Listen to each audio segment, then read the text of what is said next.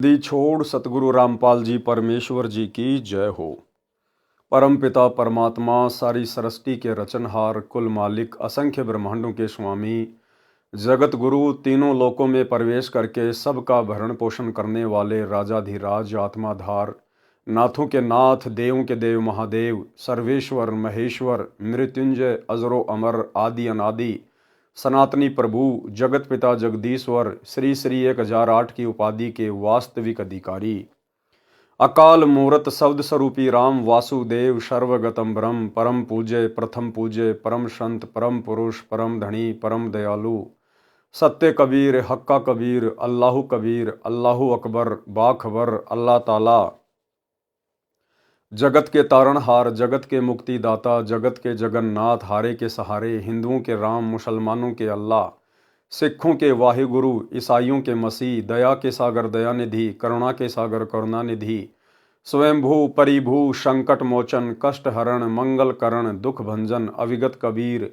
निर्विकार निर्विषम परमात्मा अलय अलेख सतगुरु आदि अनादि सतगुरु असली मर्यादा पुरुषोत्तम असली राम असली कृष्ण असली घनश्याम असली मुरारी राजाओं के राजा महाराजाओं के महाराजा शहंशाहों के शहंशाह सम्राटों के सम्राट भगवानों के भगवान अल्लाहों के अल्लाह प्रभुओं के प्रभु मसीहाओं के मसीह सच्चे वाहे गुरु बाबाओं के बाबा पीरों के पीर सेठों के सेठ जगत सेठ सावड़सा सेठ सर्वगुण संपन्न अनंत कोटि कलाओं के स्वामी अनंत कोटि ब्रह्मांडों के नायक योगियों में महायोगी ध्यानियों में महाध्यानी सिद्धों में परम सिद्ध ज्ञानियों में तत्वज्ञानी ब्रह्म ज्ञानी महाज्ञानी परम ज्ञानी सर्वश्रेष्ठ ज्ञानी विज्ञानी युवा कबीर समर्थ कबीर असमवात अमित ओजा सच्चे रहनुमा करीम अल्लाह सुभान अल्लाह दुनिया के अंतिम पैगंबर 8 सितंबर 1951 से गांव धनाना जिला सोनीपत हरियाणा भारतवर्ष की पावन भूमि पे प्रकट रियल कल की भगवान श्री नारायण साकार हरि श्री बाबा साहिब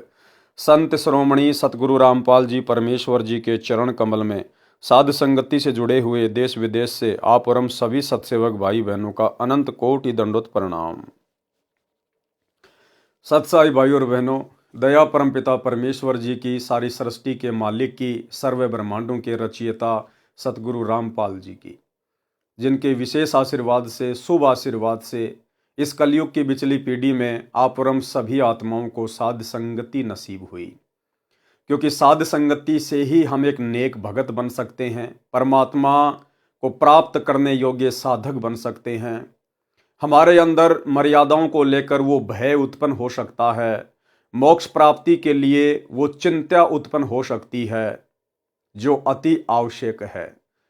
अन्यथा जो भाई बहन साध संगति से नहीं जुड़े हुए हैं, जो वर्तमान समय 2024 तक भी काल प्रेरित सतलोक आश्रम मैनेजमेंट हरियाणा वालों के पीछे लगे हुए हैं, गुरुदेव के कलयुगी परिवार के पीछे उनके बेटा बेटी भाई बंधु रिश्तेदारों के पीछे लगे हुए हैं, आप उन भाई बहनों के आचार विचार व्यवहार उनका बोलना चलना उठना बैठना उनकी नियम मर्यादा आप जी देख सकते हैं। यदि कभी आपकी उनसे मुलाकात हो जाए तो आपको पता चलेगा कि साध संगति यदि दिन है तो आश्रमों से जुड़े हुए भाई बहन रात्रि हैं। साध संगति यदि गंध है तो शतलोक आश्रमों से जुड़े हुए भाई बहन दुर्गंध है। आप और हमारे विचारों में गुरुदेव भगवान को लेकर आप और हमारे क्या विचार हैं, आश्रम से जुड़ी हुई आत्माओं के क्या विचार हैं, रात और दिन का अंतर है। और जैसा कि दास आए दिन आप जियों को शतलोक आश्रम मैनेजमेंट हरियाणा के कुकर्मों के विषय में अवगत करवाता ही रहता है कि सतलोक आश्रम मैनेजमेंट हरियाणा ने अर्थात गुरुदेव जी के कलयुगी परिवार ने, उनके बेटा बेटी भाई बंधु रिश्तेदारों ने, इन कोऑर्डिनेटरों ने गुरुदेव भगवान के 2014 बरवाला कांड के बाद इसार जेल जाने के बाद इन्होंने संगत की एक भी मर्यादा सुरक्षित नहीं रखवाई है। इन्होंने हर प्रकार की मर्यादाएं तुड़वा डाली है, क्योंकि ये लोग काल के पक्के एजेंट हैं। इन्होंने केवल अपने इष्ट को प्रसन्न करना है और शतलोक आश्रम मैनेजमेंट हरियाणा का इष्ट है ज्योति निरंजन। भाई और बहनों, भक्ति मार्ग की एक सबसे बड़ी गलती परमात्मा ने बताई है कि भाई और तो चलो छोटी मोटी गलतियां तुम्हारी माफ की जा सकती हैं, जैसे किसी ने शराब पी ली, किसी ने गलती से मांस खा लिया, किसी ने कोई चोरी कर दी, छोटी मोटी और कोई हरकत कर दी, वो तो क्षमा योग्य हैं। परंतु एक भक्ति मार्ग में ऐसी गलती है, यदि वो गलती आपने एक बार भी कर दी तो भाई चांस बहुत कम है कि सतगुरु आपको माफ करे। और वो गलती है 100 वर्ष सतगुरु की पूजा, एक दिन आन उपासी, वो अपराधी आत्मा फिर पड़े काल की फांसी। आन उपासना, अन्य देवी देवताओं की पूजा करना या अन्य देवी देवताओं की पूजा में सहयोग करना, शास्त्र विरुद्ध साधना में सहयोग करना, ये सबसे बड़ी गलती है। इसे परमात्मा माफ नहीं करता है, क्योंकि सतलोक में हमने यही तो गलती की थी। हमारा पूज्य इष्ट, हमारा पूज्य परमेश्वर कबीर परमात्मा सतगुरु रामपाल जी, और हमने सतलोक में आस्था लगा ली इस काल के ऊपर। यानी हमने अपने परमेश्वर से आस्था हटा के और इस काल के ऊपर लगा ली, और परमेश्वर ने उसी गलती के चलते हमें फिर उसी काल के साथ नीचे 21 ब्रह्मांड में भेज दिया। और अभी तक हम यहीं फंसे पड़े हैं, सतलोक गए नहीं हैं। परमात्मा सतलोक उस समय लेके जाएगा जब पूरी तरह से चेक कर लेगा, देख लेगा कि वैसी ही गलती ये आत्माएं फिर से तो नहीं करेंगी। अच्छी प्रकार से धो मांज के फिर परमात्मा हमें सतलोक के लिए तैयार करेंगे। लेकिन यहां सतलोक आश्रम मैनेजमेंट हरियाणा जिस शास्त्र विरुद्ध साधना में सहयोग करने के लिए गुरुदेव भगवान हमें मना करते हैं, हमें बार बार जगाते हैं कि बच्चों, गलत काम करना या गलत काम में सहयोग करना दोनों ही महापाप हैं। लेकिन सतलोक आश्रम मैनेजमेंट हरियाणा है कि उन्हें कोई फर्क ही नहीं पड़ता है। लगता है किसी ने उनके ज्ञान वाली नस काट दी है। जिस प्रकार हम सत्सेवक भाई बहन अपने इष्ट, अपने गुरुदेव भगवान को सदकर्म करके उनकी मर्यादाओं में चलते हुए उन्हें प्रसन्न करने का पूर्ण प्रयास कर रहे हैं, क्योंकि गुरु को प्रसन्न किए बिना हम लाख जन्म भी सतलोक नहीं जा सकते। भक्ति अपनी जगह है, लेकिन गुरु की मेहर विशेष चाहिए। इन बातां के पाइए कर सतगुरु नजर निहाल, और राजी कर सतगुरु रूठे नू। लेकिन दूसरी तरफ सतलोक आश्रम मैनेजमेंट हरियाणा, गुरुदेव का कलयुगी परिवार या कोऑर्डिनेटर, अपने इष्ट ज्योति निरंजन को खुश करने का हम सत्सेवकों से कहीं ज्यादा भरकस प्रयास कर रहे हैं, क्योंकि काल ने इनकी स्पेशल ड्यूटी लगा रखी है कि तुम्हारा खुद का तो बेड़ा गर्क हुआ पड़ा है, तुम संत रामपाल जी की संगत का भी बेड़ा गर्क करो। ये स्पेशल काल के एजेंट है, काल के दूत है। क्योंकि सूक्ष्म रूप में कबीर परमेश्वर और ज्योति निरंजन की लड़ाई चल रही है, और धरातल पर उन दोनों के एजेंट आपस में लड़ रहे हैं ज्ञान आधार से। सतगुरु के एजेंट है सतसेवक, और ज्योति निरंजन काल के एजेंट हैं सतलोक आश्रम मैनेजमेंट हरियाणा वाले। और सन 2014 बरवाला कांड के बाद से इन दोनों ही ग्रुपों में, क्योंकि संत रामपाल जी की संगत में 2 पार्ट हो चुके हैं, सबको पता है। एक पार्ट जो बिल्कुल अज्ञान और पाखंड के ढेर पे बैठा है, सतलोक आश्रम मैनेजमेंट हरियाणा। दूसरा ग्रुप साध संगति, जो अपने गुरु को प्रसन्न करने का हर संभव प्रयास करते हैं। वो भले खुद टूट जाएंगे, लेकिन मर्यादा टूटने नहीं देंगे। तो भाई और बहनों, 2025 शुरू हो चुकी है, और सतलोक आश्रम मैनेजमेंट हरियाणा के घटिया कुक्रम रुकने का नाम नहीं ले रहे हैं। अभी कुछ ही दिन पहले सतगुरु रामपाल जी के बड़े लड़के ने समाज के साथ में, विशेषकर जाट समाज के साथ में, क्योंकि सतगुरु रामपाल जी के बेटे की जाति है जाट जाति, उसकी जीव जाति नहीं है, उसकी जाट जाति है। और उसका कोई भगत समाज नहीं है, उसका जाट समाज है। और वो केवल अपने जाट समाज को, अपने जाट भाइयों को प्रसन्न करने में काल प्रेरणा से दिन रात लगा हुआ है, कोई भी मौका नहीं चूकता है। कुछ ही दिन पहले हम सत्सेवक भाई बहनों ने उन लोगों को समझाने के लिए एक वीडियो बनाया था कि भाई आप ये क्या कुकर्म कर रहे हो। ये समाज के लिए धर्मशाला बनवाना, समाज वालों के साथ भाईचारा निभाना, ये भक्ति मार्ग में नहीं चलता। अब हमारी जाति जाट जाति नहीं है, अब हमारी जाति जीव है। हमें अपनी औकात का पता चल जाना चाहिए। अगर मर्यादा में नहीं रहे, सतगुरु के वचन को इसी प्रकार तोड़ते रहे, तो गधे बना के छोड़ दिए जाएंगे, गधे बना के। धनाना की गलियों में घूमोगे, फिर तुम्हारा गधा समाज होगा, गधा समाज। लेकिन भाई और बहनों, आप और हमारी बातों का इनके ऊपर कोई असर नहीं हुआ। और भला हो भी कैसे, जब ये लोग अपने बाप की बातों को, सतगुरु रामपाल जी परमेश्वर जी के सत्संगों को सीरियस नहीं ले रहे हैं, तो भला आप और हम सत्सेवक कौन से खेत की मूली हैं जो हमारी बात ये मानेंगे। तो हमने तो प्रयास किया था इनको समझाने के लिए, वीडियो बनाकर, कि हो सकता सुधर जाएं, आगे से ऐसी घटिया हरकत ना करें, ना खुद के कर्म फोड़ें और ना बेचारी भोली भाली संगत जो इनको भगत मानकर ज्योति पाठ और दान का पैसा इन आश्रमों में दे रही है, और उसी भोली भाली संगत के दान का दुरुपयोग ये जाट धर्मशाला बनवाने में, स्टेडियम बनवाने में, हॉस्पिटल बनवाने में, राजनीति करने में जो बर्बाद करवाया जा रहा है, तो बेचारी संगत के भी कर्म फूटने से बचें। लेकिन भाई और बहनों, कहते हैं कि गधे की आंख में जितना घी डालोगे वो उतना ही तुमसे नाराज होगा कि भाई ये तो मेरी आंख फोड़ने के लिए आ रहा है, क्योंकि गधे को ये नहीं पता कि आंख में घी डालने का मतलब क्या होता है, लेकिन वो तो उल्टा ही सोचेगा। तो आप और हम भगत भाई बहनों की बातों का सतगुरु रामपाल जी परमेश्वर जी के कलयुगी परिवार पे, इन कोऑर्डिनेटरों पे, आश्रम संचालकों के ऊपर कोई असर नहीं हुआ। उल्टा उन्होंने एक नया कांड और कर दिया, एक नया कांड और कर दिया उन्होंने। हाल ही कल ही इन्होंने क्या किया है, हरियाणा के सोनीपत जिले के गोहाना तहसील में, क्योंकि जो गांव धनाना है वो गोहाना तहसील के अंतर्गत आता है, और मुझे तो भाई और बहनों समझ में नहीं आ रहा कि सतगुरु रामपाल जी परमेश्वर जी का कलयुगी परिवार, विशेषकर उनके दोनों बेटे और उनका भाई, ये सारा का सारा भगत समाज का पैसा ये हरियाणा के गोहाना के भगतों के ऊपर ही क्यों लुटा रहे हैं। विशेषकर सोनीपत के अंदर ही ये लोग क्यों इस प्रकार के कुकर्म कर रहे हैं।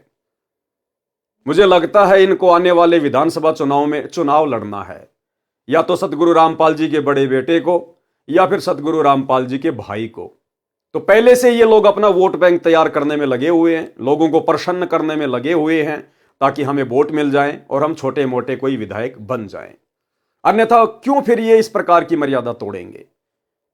ये कुकर्म, ये घटिया और नीच कर्म, शास्त्र विरुद्ध कर्म सतगुरु रामपाल जी परमेश्वर जी ने तो अपने भक्ति इतिहास में 30 वर्ष हो चुके हैं कभी भी नहीं किया। हमेशा हमें इन शास्त्र विरुद्ध कुकर्मों से दूर रहने की सलाह दी है, लेकिन आज उनका परिवार खुलेआम कर रहा है। हरियाणा के गोहाना में कोई दादा गोसाई गौशाला है, और उस गौशाला में गोहाना के उन लोगों ने, जो उस गौशाला के जो मेंबर हैं, उन सभी लोगों ने मिलकर ये हवन करवाया। ये वाला हवन, आप और हमारे वाला हवन नहीं, जो गुरुदेव ने हमें शास्त्र अनुकूल साधना बताई है ना, कि अपने घर के एक कोने में छोटा सा दीपक ले आओ, उसमें 100 ग्राम, 50 ग्राम, आधा किलो घी डाल दो, और उसमें खड़ी जो है वो बत्ती लगा दो, गाय या भैंस का घी होना चाहिए। वो हो गया हमारा हवन, जो कि शास्त्र अनुकूल है।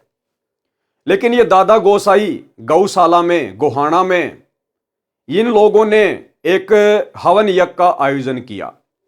ये हवन यज्ञ महर्षि दयानंद सरस्वती वाला हवन यज्ञ, बड़ा सा गड्ढा खोद के उसमें लकड़ियां डाल के और घी के लोटे भर भर के डालो, स्वाहा स्वाहा, दुनिया भर का प्रदूषण, दुनिया भर के जीव उसमें मर जाते हैं, और शास्त्र विरुद्ध कर्म। तो गोहाना में वो दादा गोसाई गौशाला वाले मेंबर वो मिलके अपना हवन यज्ञ कर रहे थे। हो सकता है वो सालाना इस प्रकार का यज्ञ उस गौशाला में करवाते हैं, इस मकसद से कि लोग इस अनुष्ठान के बहाने आएंगे और यहां पर कुछ दान धर्म करके जाएंगे। उस गौशाला के पीछे उन लोगों का भी जो है वो परिवार चलता है, और थोड़ी बहुत वहां पर गायों की सेवा भी हो जाती है। तो वो लोग तो स्वाभाविक है, दुनिया भर की गौशाला हैं, दुनिया भर के लोग हैं, वो अपना शास्त्र विरुद्ध अनुष्ठान करवाते ही रहते हैं। तो गौशाला के लोग अपना शास्त्र विरुद्ध अनुष्ठान करवा रहे थे। ये 12 जनवरी 2025 की बात है। ये शास्त्र विरुद्ध हवन वहां पर हो रहा था। और भाई और बहनों, अब आप आगे जो सुनेंगे तो आप सत्सेवक भाई बहनों के तो दिमाग की बत्ती हिल जाएगी, क्योंकि आप और हमें तो गुरु की मर्यादाओं का पता चल गया है। और बाकी जो आश्रमों से जुड़े हुए भाई बहन हैं, उनके तो सिर में जू भी नहीं रेंगेगी, जू भी, क्योंकि उनकी बुद्धि पे काल बैठा है। उनके अंदर इतना बुद्धि विवेक काल ने छोड़ा ही नहीं है कि वो विचार कर सकें। उन्हें खुद की मर्यादाओं का नहीं पता, भला अन्य बातें वो क्या करेंगे। तो सतलोक आश्रम मैनेजमेंट हरियाणा ने, सतगुरु रामपाल जी परमेश्वर जी के कलयुगी परिवार ने, आश्रम संचालकों ने, जहां पर यह शास्त्र विरुद्ध हवन यज्ञ हो रहा है, इन्होंने जाकर वहां पर उस गौशाला में भंडारा लगा दिया, भंडारा देसी घी का।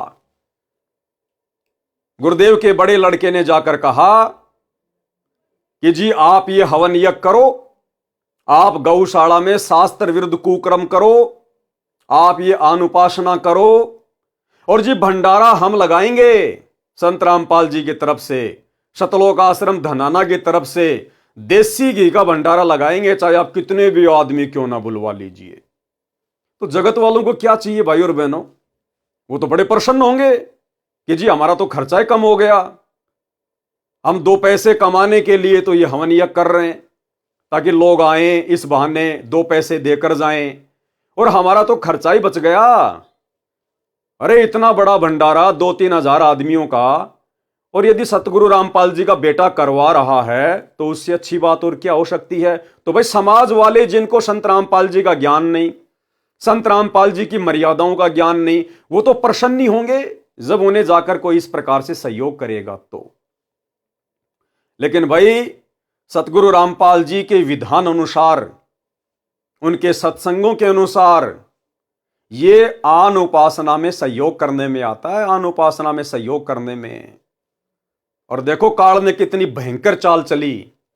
काल को पता था कि सीधे सीधे तौर पर ये भगत सतगुरु से ज्ञान लेने के बाद मेरे जाल में नहीं फंसेंगे। काल ने सूक्ष्म चाल चली, सूक्ष्म चाल, और काल ने खड़ा कर दिया बरवाला कांड के बाद गुरुदेव के परिवार को, और नादान संगत ने उन काल एजेंटों के ऊपर केवल यह सोचकर अंधविश्वास कर लिया कि ये गुरुजी का भाई है, ये गुरुजी की बेटी है, ये गुरुजी की पत्नी है, ये गुरुजी के बेटे हैं, और ये तो बड़े बड़े कोऑर्डिनेटर हैं जो आश्रम में रहा करते थे गुरुजी के पास 24 घंटे। इस मूर्ख संगत ने इन काल एजेंटों पर आंख बंद करके अंधविश्वास कर लिया। ये अंधविश्वास करना था अपने गुरुजी के ऊपर, अपने गुरुजी के ज्ञान के ऊपर, लेकिन काल ने अंधविश्वास करवा दिया इन अपने एजेंटों के ऊपर। और पिछले 10 वर्षों से जमकर संगत की मर्यादाएं तोड़वाई जा रही हैं, क्योंकि काल चाहता है कि 2028 युग परिवर्तन के दौरान मैं इन भक्तों की चोटी पकड़ के ले जाऊं यहां से, क्योंकि परमात्मा तो कोई रक्षा करेगा नहीं भाई। गुरुदेव का तो काल के साथ एग्रीमेंट है, गुरुदेव तो जबरदस्ती करेगा नहीं, वो तो अपने वचन का पक्का है। तो काल सूक्ष्म रूप से भयंकर तरीके से संगत की मर्यादा तोड़वाने में लगा हुआ है। हालांकि सतलोक आश्रमों से जुड़ी हुई संगत की मर्यादाएं शेष नहीं है, हर व्यक्ति हर प्रकार से खंडित है। इन आश्रमों में जाने वाला और इन नामदान सेंटरों पर जाने वाला एक भी व्यक्ति मर्यादित नहीं है, सुरक्षित नहीं है। कभी भी काल उनकी चोटी पकड़ के ले जा सकता है और ले जा रहा है। लेकिन भाई जब काल किसी को घसीटने पे आता है तो ढंग से घसीटता है, ढंग से उसकी चटनी बना के रख देता है। तो काल वर्तमान में सतलोक आश्रमों से जुड़ी हुई संगत की चटनी बनाने में लगा हुआ, चटनी। और भाई गुरुदेव के परिवार ने, इन कोऑर्डिनेटरों ने भी अपने इस कदर कर्म खराब कर लिए हैं कि आने वाले समय में जब इनके ऊपर आपत्तियों का पहाड़ टूटेगा, इन पे आपत्तियां नहीं आएंगी। आपत्तियां तो बहुत छोटा सा शब्द है, आपत्तियों का पहाड़। और उस समय फिर ये गुरुजी से प्रार्थना करेंगे, रोएंगे, चीखेंगे, चिल्लाएंगे। तो गुरुजी भी इनकी इतनी बड़ी बड़ी गलतियों को देखकर हाथ खड़े कर लेंगे कि बेटा तुम मेरे लिए कोई विशेष नहीं हो, तुम मेरे कोई सगे नहीं हो। क्या तुमने मुझे अपना बाप मान रखा है, फूफा मान रखा है, मामा मान रखा है, मुझे अपना पति मान रखा है? मंगलाचरण में क्या पढ़ा तुमने? गरीब परम शक्ति संगीतम, रिद्धि सिद्धि दाता सोई, अविगत गुण अतीतम, सत्य पुरुष निर्मोही। बेटा मैं सत्य पुरुष हूं कबीर, तुम मुझे सतगुरु सतगुरु कहते हो ना। नालायको 30 साल हो गई, तुम्हें सतगुरु की परिभाषा का भी पता है? ना सतगुरु जननी जने और जाके माना बाप, पिंड ब्रह्मंड से रहित है ना वहां तीनों ताप। तो गुरुदेव कह देंगे, बेटा मैं किसी का बाप नहीं, मैं तो उसका बाप हूं जो मेरे वचन में रह के भक्ति करता है, जो मेरी मर्यादाओं में रह के भक्ति करता है, जिसने वास्तव में मुझे अपना बाप माना है। मैं तो उसका बाप हूं, तुम्हारा बाप नहीं हूं। और बच्चों, तुमने तो इतनी बड़ी बड़ी गलतियां कर दी, जबकि तुम्हें समझाने में, तुम्हारे पास में संदेशे भिजवाने में सत्सेवकों के माध्यम से मैंने पिछले 10 वर्षों से कोई कमी नहीं छोड़ी। अरे वो सत्सेवक बेचारे, वो कल के बच्चे, और तुम नालायकों 20-20 साल से, 30-30 साल से मेरे साथ हो, और तुम आज तक नहीं समझ पाए कि मेरा ज्ञान क्या है, मेरा भक्ति विधान क्या है, मेरी मर्यादा क्या है, सत्संगों में मैंने क्या बताया, क्या समझाया, तुम आज तक नहीं समझ पाए।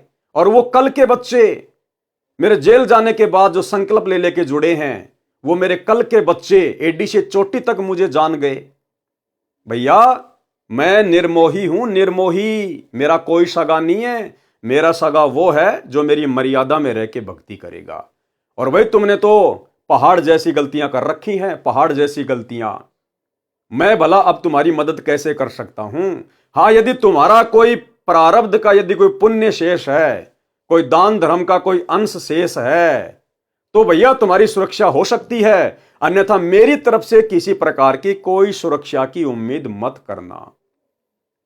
तो भाई और बहनों, अब आपको दिखाता हूं ये गोहाना की गौशाला, जिसमें ये अनुपासी लोग, शास्त्र विरुद्ध साधना करने वाले लोग, जो गौशाला खोल के बैठे हैं, आम जगत के लोग, इन्होंने अपना वार्षिक अनुष्ठान किया, ये हवन यज्ञ करवाया, और उस हवन यज्ञ में जबरदस्ती एंट्री कार्ड ने करवा दी सतलोक आश्रम मैनेजमेंट हरियाणा की कि जी भंडारा हम करवाएंगे। तो अब आपको दिखाते हैं सतलोक आश्रम मैनेजमेंट हरियाणा का भंडारा। और थोड़े दिन पहले ये लोग जो प्रचार कर रहे थे ना, ये सा न्यूज चैनल हरियाणा, सा न्यूज चैनल हरियाणा, यही सब खबरें डालने के लिए इन्होंने भक्तों की ड्यूटी लगाई थी, गांव गांव गली गली कि लोगों के मोबाइल हाथ में ले लेके चैनल को सब्सक्राइब करवाओ। ये न्यूज दिखाने के लिए, इस पाखंड को, जिस पाखंड को समाप्त करने के लिए सतगुरु रामपाल जी सतलोक से चल के आए हैं, जिस शास्त्र विरुद्ध हवन को, पाखंड को समाप्त करने के लिए सतगुरु रामपाल जी ने दुनिया से पंगा लिया, ये महर्षि दयानंद के द्वारा शुरू किया गया पाखंड है, जिसके कारण 21 महीने गुरुदेव रोहतक की जेल में रहे, आज 10 साल से हिसार की जेल में बैठे हैं। इसी आन उपासना के अंतर्गत शास्त्र विरुद्ध साधना के तहत किया जाने वाला यह यज्ञ हवन जो गोहाना की उस गौशाला में किया जा रहा है, और उसमें सहयोग करने के लिए पहुंच गया सतलोक आश्रम मैनेजमेंट हरियाणा। तो सोचिए भाई और बहनों, ये सतगुरु के एजेंट हैं या काल के एजेंट हैं? अरे वो जगत वाले अपना अनुष्ठान कर रहे हैं, हमें क्या आपत्ति है, क्या ऑब्जेक्शन है? नालायकों, तुम क्यों जबरदस्ती वहां पे एंट्री लेने चले गए? अरे हमारा क्या लेना देना? जहां पर इस प्रकार के शास्त्र विरुद्ध धार्मिक अनुष्ठान होते हैं, हमने तो उसके आसपास से भी गुजरने में डर लगना चाहिए, आसपास से गुजरने में भी। और जबरदस्ती तुम लोग वहां जाकर भंडारा कर रहे हो। और भाई और बहनों, इनको कोई न्योता नहीं देता है कि जी हम यहां पर ये प्रोग्राम कर रहे हैं, आप भंडारा कीजिएगा। नहीं, ये लोग जबरदस्ती जाते हैं समाज में अपना भाईचारा बढ़ाने के लिए, अपनी जो है वो प्रभुता दिखाने के लिए, क्योंकि अवश्य गुरुदेव के परिवार को चुनाव लड़ना है, गुरुदेव के लड़कों को अवश्य दोनों में से एक को आने वाले समय में सोनीपत से विधानसभा का चुनाव लड़ना है। इसीलिए ये लोग जबरदस्ती अपने समाज के अंदर, जाट समाज के अंदर घुसते हैं जबरदस्ती। कहीं भंडारा लगा दिया, कहीं धर्मशाला बनवा रहे हैं, कहीं पर स्टेडियम बना रहे हैं, कहीं पर ये बसें चला रहे हैं, कहीं रोडों का कार्य शुरू किया जा रहा है, कहीं पर एम्बुलेंस चलाई जा रही है। अन्यथा सोचिए भाई और बहनों, क्या पूरे इंडिया में गौशाला केवल हरियाणा के सोनीपत में है क्या? अरे एक ही जिले में है क्या? ये लोग जितने भी कार्य कर रहे हैं शास्त्र विरुद्ध, ये हरियाणा के सोनीपत में क्यों करते हैं? अपने जाट समाज वालों के लिए क्यों करते हैं? अरे बाकी स्टेट में भी तो सतलोक आश्रम खुले हुए हैं, वहां भी तो आसपास में गौशाला हैं, उनके भी तो धार्मिक हवन यज्ञ होते हैं। उधर भी तो अन्य समाज की धर्मशालाएं बन रही हैं। वहां के लोगों को भी तो बसों की आवश्यकता है, एम्बुलेंस की आवश्यकता है। वहां के लोगों के गांवों की भी तो सड़कें खराब हैं। फिर वहां इस प्रकार के कार्य क्यों नहीं किए जा रहे? केवल धनाना गांव के आसपास सोनीपत जिले में और विशेषकर गोहाना तहसील में ही और विशेषकर जाट समाज के अंतर्गत होने वाले कार्य ही क्यों किए जा रहे हैं? क्योंकि ये बेबुद्धि के लोग हैं। कौन? सतगुरु रामपाल जी के दोनों लड़के ये बेबुद्धि के प्राणी हैं। सतगुरु रामपाल जी का भाई महा बेबुद्धि का प्राणी, और इनको किसी ने बांस के ऊपर चढ़ा रखा है कि भैया समाज में अपनी प्रभुता कायम करो, भाईचारा बढ़ाओ। आने वाले समय में तुमको विधानसभा का चुनाव लड़ना है, तुम्हारे को राजनेता बनना है। और ये ठहरे भंडारा एक्सपर्ट। संत रामपाल जी का परिवार केवल भंडारा एक्सपर्ट है, भंडारा एक्सपर्ट है। आप इनसे कैसा ही भंडारा करवा लो, और मैं गारंटी देता हूं भाई और बहनों, अगर गोहाना तहसील का या सोनीपत जिले का कोई बड़ा नेता, एमपी, एमएलए, अगर उसकी माता की या उसके पिताजी की डेथ हो जाए, निधन हो जाए, और वो एमपी या एमएलए संत रामपाल जी के बड़े लड़के के पास संदेशा भिजवाए कि भाई मेरी माता जी एक्सपायर हो गई है, परसों उसकी 13वीं है, और मैंने तो भाई 5 गांवों को निमंत्रण दे दिया, पूरे गोहाना तहसील को मैंने आमंत्रण दे दिया आने के लिए, भंडारे के लिए, और भाई मैं ये व्यवस्था कर नहीं पाऊंगा, इतना सक्षम नहीं हूं, तो आगे बोलने की जरूरत नहीं है उसको, विधायक को, एमपी को ना। आगे तो फिर काल प्रेरणा से सतगुरु रामपाल जी का बड़ा बेटा बोलेगा कि सरपंच जी टेंशन लेने की जरूरत को नहीं, यो वीरेंद्र पाल जब तक जिंदा है, जब तक यो भंडारा एक्सपर्ट जिंदा है, तब तक कोई दिक्कत को नहीं आने दे। और तुरंत फोन कर देगा सतलोक आश्रम धनाना में वहां के भंडारी को, राजवीर दास को, कि भाई राजवीर दास करिए मूर्खों की सेना तैयार, और भाई भंडारा लगाना है। यहां पे मंत्री जी की माता जी की 13वीं चल रही है, इन्हें कोई फर्क नहीं पड़ता, क्योंकि यहां इस गौशाला में भी इन्होंने जाकर भंडारा लगा दिया जहां पर आन उपासना हो रही है, तो वो 13वीं भी आन उपासना है, और ये इस प्रकार का महर्षि दयानंद सरस्वती वाला हवन यज्ञ भी आन उपासना है। इन्हें कोई फर्क नहीं पड़ता भाई और बहनों, इन्हें केवल भाईचारा निभाना है, समाज में अपनी जो प्रभुता है उसको कायम करना है, क्योंकि इन लोगों ने चुनाव लड़ना है। तो अब ये छोटा सा वीडियो दास आपको दिखाना चाहेगा, देख लीजिएगा आप। इन्हीं सतलोक आश्रम वालों ने, इन बेबुद्धि के इंसानों ने अपने खुद के न्यूज चैनल पे डाला है, सा न्यूज हरियाणा, और क्या कह रहे हैं सुन लीजिएगा। हवन यज्ञ के साथ साथ भंडारे और रक्तदान का कार्यक्रम भी आयोजित हुआ। खास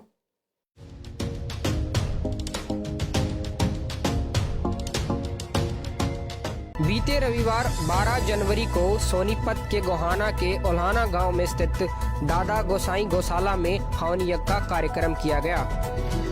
हवन यज्ञ के साथ साथ भंडारे और रक्तदान का कार्यक्रम भी आयोजित हुआ।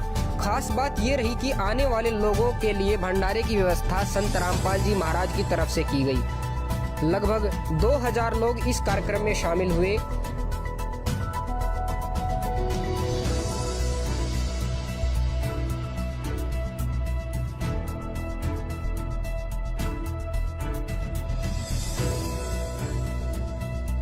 इस भंडारे में लोग इस कदर मुरीद हुए कि भंडारे की जमकर तारीफ की। यहाँ पे तो ये भंडारा वगैरह यहाँ पे जो व्यवस्था करवाई गई है, तो आपको कैसा लगा भंडारा? बहुत बढ़िया भाई, इस तो बढ़िया है ही नहीं, कुछ भंडारा तो बढ़िया। और यहाँ पे जो भंडारे की व्यवस्था करवाने समय जो साफ सफाई स्वच्छता के यहाँ पे पूरा ध्यान रखा गया। अब ये जगत वालों से इंटरव्यू ले रहे हैं सतलोक आश्रम मैनेजमेंट हरियाणा वाले कि यहाँ पर दादा गोसाई धर्मशाला में जो भंडारा लगाया गया है, आपको भंडारा कैसा लगा? तो जगत वाले भैया जो बेचारे डालडा का भंडारा खाते हैं, कहीं भी जाते हैं डालडा के उनको लड्डू मिलते हैं, डालडा का चूरमा मिलता है, तो जब उनको देसी घी का खाना मिलेगा तो वो तो बड़ाई करेंगे करेंगे। अरे जगत वालों को मुफ्त में खाने को मिल जाए, इससे अच्छा और क्या है? और जगत वाले क्यों नहीं बड़ाई करेंगे खा के भाई? क्योंकि ना बेचारों को संत रामपाल जी के ज्ञान का पता, ना इनको उनकी मर्यादाओं का पता। अगर ये किसी भगत का इंटरव्यू लें जो साध संगति से जुड़ा हुआ है तो 2 मिनट में इनकी धोती सी धो के रख देगा कि क्या भंडारा, नालायकों क्यों अपने कर्म खराब कर रहे हो, क्यों संगत की ऐसी तैसी करवा रहे हो। तुम्हारे बाप सतगुरु रामपाल जी ने कौन से दिन इन धार्मिक शास्त्र विरुद्ध इन हवन यज्ञों में सहयोग किया था। अरे 30 साल हो गई, क्या संत रामपाल जी के समय ये शास्त्र विरुद्ध धार्मिक अनुष्ठान नहीं होते थे क्या कभी संत रामपाल जी ने कभी भंडारा लगाया क्या। शतलोक आश्रम बरवाला के या करोथा के अलावा कभी सतगुरु रामपाल जी ने इस प्रकार जगत वालों के लिए आन उपासना में सहयोग करते हुए भंडारा लगाया क्या। क्यों अपने कर्म फोड़ रहे हो, भक्ति कर लो बैठ के। ये काल तुम्हारे सिर पर खड़ा होके नंगा नाच रहा है, आने वाले समय में तुम्हारी दुर्गति करवाएगा। लेकिन ये बेचारे इन लोगों के इंटरव्यू लेते हैं जो उस भंडारे में खाना खाते हैं। अब देसी घी का भंडारा खा के आदमी बुराई थोड़ी करेगा। और वैसे भी ये जगत वाले बेचारे, इनको क्या पता संत रामपाल जी का क्या नियम है, क्या मर्यादा है। तो ये इनके इंटरव्यू ले रहे हैं और फिर अपनी जो है वो प्रभुता के लिए फिर अपने न्यूज चैनल पे डालते हैं। इनको इतनी भी शर्म नहीं है कि नालायकों, जब भगत समाज इन वीडियो को देखेगा तो सारे तो तुम्हारी तरह काल प्रेरित नहीं है, सारे तो तुम्हारी तरह कोई बेबुद्धि वाले नहीं है। इन आश्रमों में भी बहुत अच्छी अच्छी आत्माएं फंसी हुई हैं। कोई तो विचार करेगा। तो ये बुद्धि भी भाई और बहनों परमात्मा ने इनकी ऑफ कर रखी है कि ये नालायक तो संभलने वाले नहीं है, सुधरने वाले नहीं है। मेरे बेटा बेटी भाई बंधु रिश्तेदार कोऑर्डिनेटर, ये तो सुधरने वाले नहीं है। इनको तो अगले जन्म में गधा बनना ही बनना है। इन्होंने तो भयंकर अपने कर्म फोड़ लिए। लेकिन इन लोगों के द्वारा काल जो कुकर्म करवा रहा है, कम से कम इन वीडियो को देखकर उन आश्रमों में जाने वाली संगत में से कुछ भाई बहन तो समझेंगे। वो तो इन लोगों को ज्योति पाठ और दान का पैसा देके इन मर्यादा विहीन लोगों के संचालन में इन आश्रमों में जा जाके अपने कर्म फोड़ने से बचेंगे। बस यही चाहते हैं परमात्मा कि मेरी आत्माएं उन आश्रमों से निकल जाएं इनके कुकर्मों को देखकर। इसलिए परमात्मा इनकी बुद्धि ऑफ कर देते हैं और इन्हीं के कुकर्मों के वीडियो इन्हीं के हाथों से इन्हीं के चैनल पर डलवा देते हैं। और वो वीडियो परमात्मा फिर मुझ दास तक पहुंचा देता है। दास फिर सतगुरु आशीर्वाद से उसका पोस्टमार्टम करके आप लोगों के सामने पेश कर देता है। फिर कल को कोई भी सतगुरुदेव भगवान को उलाना देने वाला नहीं होगा कि गुरुजी मुझे पता नहीं था, गुरुजी मुझे किसी ने बताया नहीं था। तो ये जगत वालों का इंटरव्यू ले रहे हैं। पूरा रामपाल महाराज जी की अनुयायियों का, उनके भक्तों का, उनके कार्य सेवकों का धन्यवाद करता हूं जिन्होंने ईमानदारी से अपनी ड्यूटी का पालन किया। बहुत बड़ा सराहनीय योगदान आप लोगों का रहा है, हम इसके लिए बधाई देते हैं। हमारी जो दादा गोसाई गौशाला आउलाना के प्रांगण में, जिसके प्रधान जी बलवान सिंह सानिध्य में आज बहुत बड़ा कार्यक्रम, यहाँ पे हवन यज्ञ और भंडारे का आयोजन, एक सांस्कृतिक कार्यक्रम का एक बल डोनेशन किया। बहुत साथियों ने, युवा साथियों ने यहाँ पे रक्तदान शिविर में भाग लिया है। बहुत अच्छी खाने की व्यवस्था प्रधान जी ने, पूरी टीम ने यहाँ पे ईमानदारी से सब भाइयों ने मिलजुल कर काम किया। दर्शकों, अभी आपको दिखाया था हमने गौशाला, अभी हम आ चुके हैं भंडार घर में, जहाँ इस आदमी को तो आप जानते होंगे। ये लगभग 15-20 साल से सतगुरु रामपाल जी से जुड़ा हुआ है और विशेषकर इसको भंडारी की सेवा दी गई है सतलोक आश्रम धनाना में। वर्तमान में सतलोक आश्रम बरवाड़ा में भी ये भंडारे में सेवा करता था, भंडारी। और वर्तमान में ये धनाना आश्रम में भंडारी है। तो जहाँ भी कोई भंडारा करवाना होता है तुरंत इन जैसे लोगों को आगे कर दिया जाता है। तो भाई और बहनों, देखो इनको क्या समझा इन्होंने, क्या सीखा इन्होंने। अरे 20-20 साल, 25-25 साल सतगुरु की शरण में पड़े हैं और इनको अभी तक ये भी नहीं पता कि मर्यादा क्या है गुरु की। अगर हम इस प्रकार से शास्त्र विरुद्ध हवन यज्ञ में जाके भंडारा लगाएंगे, सहयोग करेंगे, तो हमारी मर्यादा बचेगी या टूटेगी। ये लोग तो बढ़ावा दे रहे हैं अनुपासना को। अरे जगत वालों को बढ़िया तो हवन देखने को मिल गया, बढ़िया उनको देसी घी का भंडारा मिल गया, तो क्यों पीछे हटेंगे वो लोग शास्त्र विरुद्ध साधना करने से। उनकी तो मौज हो रही है, अच्छी बात है, बढ़िया बात है। और इस पूरे वीडियो में अगर आपने नोट किया हो, इसने जिसके भी इंटरव्यू लिए हैं, कहीं कोई संत रामपाल जी के ज्ञान की बात नहीं कि जी आप संत रामपाल जी से नाम लेना चाहोगे क्या आप संत रामपाल जी के सत्संग सुनते हो क्या। आप जो भी बातें सुनोगे केवल यही, सर आपको भंडारा कैसा लगा, सर आपको भंडारे का टेस्ट कैसा लगा, सर भंडारे की व्यवस्था के बारे में, साफ सफाई के बारे में आप जी क्या कहना चाहेंगे। इसके अलावा और कोई पॉइंट नहीं, कोई बात नहीं।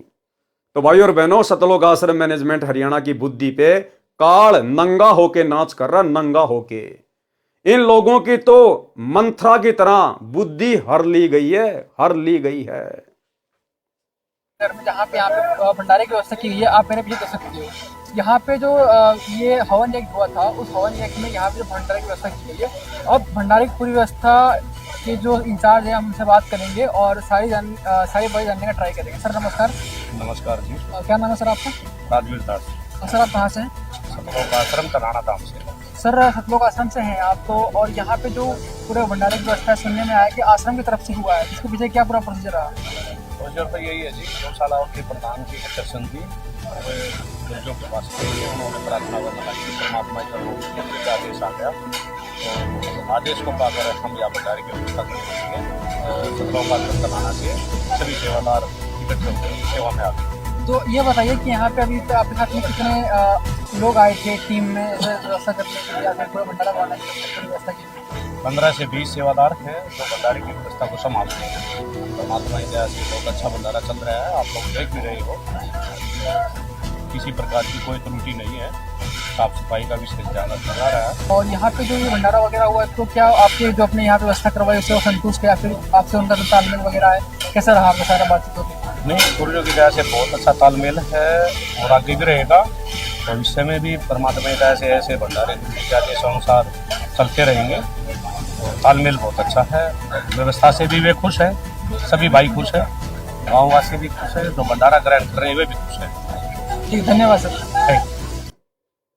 तो भाई और बहनों, ये छोटी सी जानकारी थी जो आप सभी भगत भाई बहनों को देनी थी, क्योंकि दास की तो ड्यूटी, दास की सेवा परमात्मा ने यही लगा रखी है कि परमेश्वर ने जिन आत्माओं को चुन लिया है सतलोक के लिए और साथ संगति से जोड़कर परमात्मा जिनकी ट्रेनिंग ले रहे हैं, उन्हें योग्य बना रहे हैं। जो थोड़ी बहुत कमियां हमारे अंदर है, परमात्मा उनको दूर करवा रहे हैं।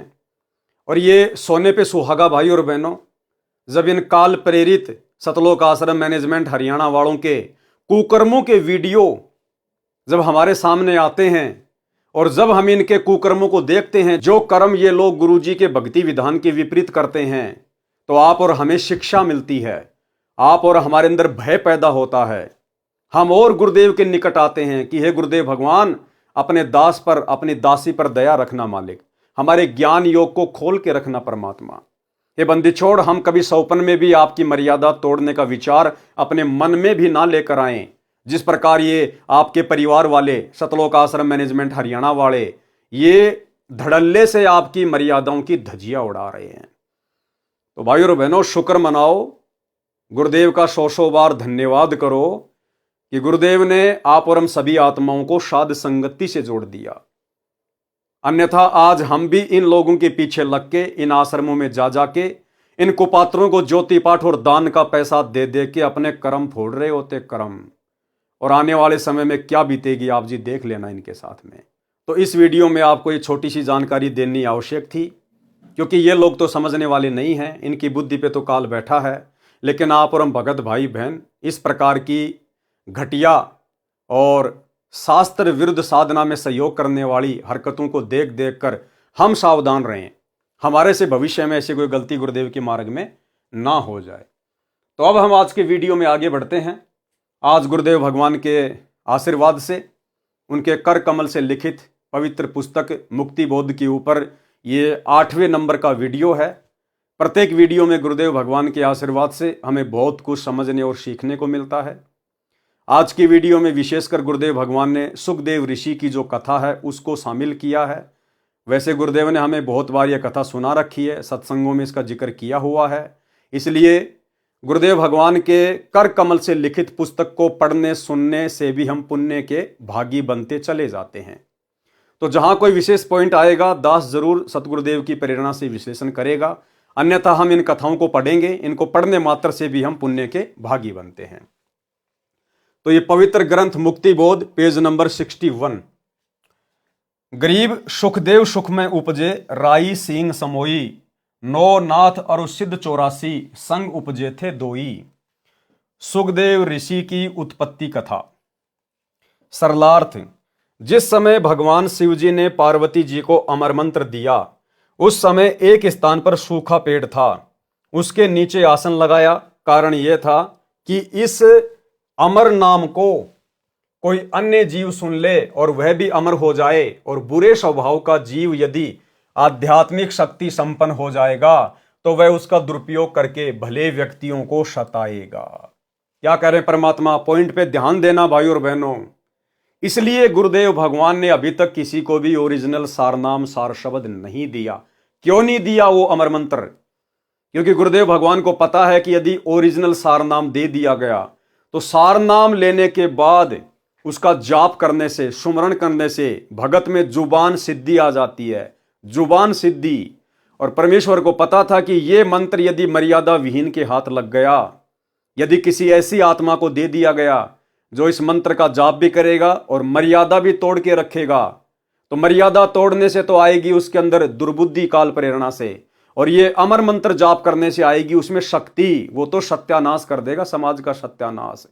इसलिए गुरुदेव भगवान ने अभी तक ये मंत्र किसी को नहीं दिया है। और वही बात यहां है, क्या है कि शंकर भगवान पार्वती को एकांत स्थान में लेके गए कि जहां पर उस मंत्र को कोई सुन ना ले। कौन सा मंत्र? वो सोहम मंत्र, प्रथम मंत्र जो आज हमें गुरुदेव ने 7 मंत्र दिए हैं, उसके बीच बीच के 5 मंत्र देवी देवताओं के, वो 5 मंत्र भी सुनाने के लिए शंकर जी अपनी पत्नी पार्वती को एकांत स्थान पर लेके गए ताकि कोई व्यक्ति इनको सुन ना ले। यदि किसी ऐसे वैसे अनधिकारी व्यक्ति ने यह मंत्र सुन लिए तो उसके अंदर शक्ति आ जाएगी, शक्ति, और फिर वो समाज के लिए घातक सिद्ध हो सकता है। तो भला सतगुरु रामपाल जी परमेश्वर मंत्रों के बाप अमर मंत्र को, सार नाम को, भला ऐसे किसी को कैसे दे देंगे?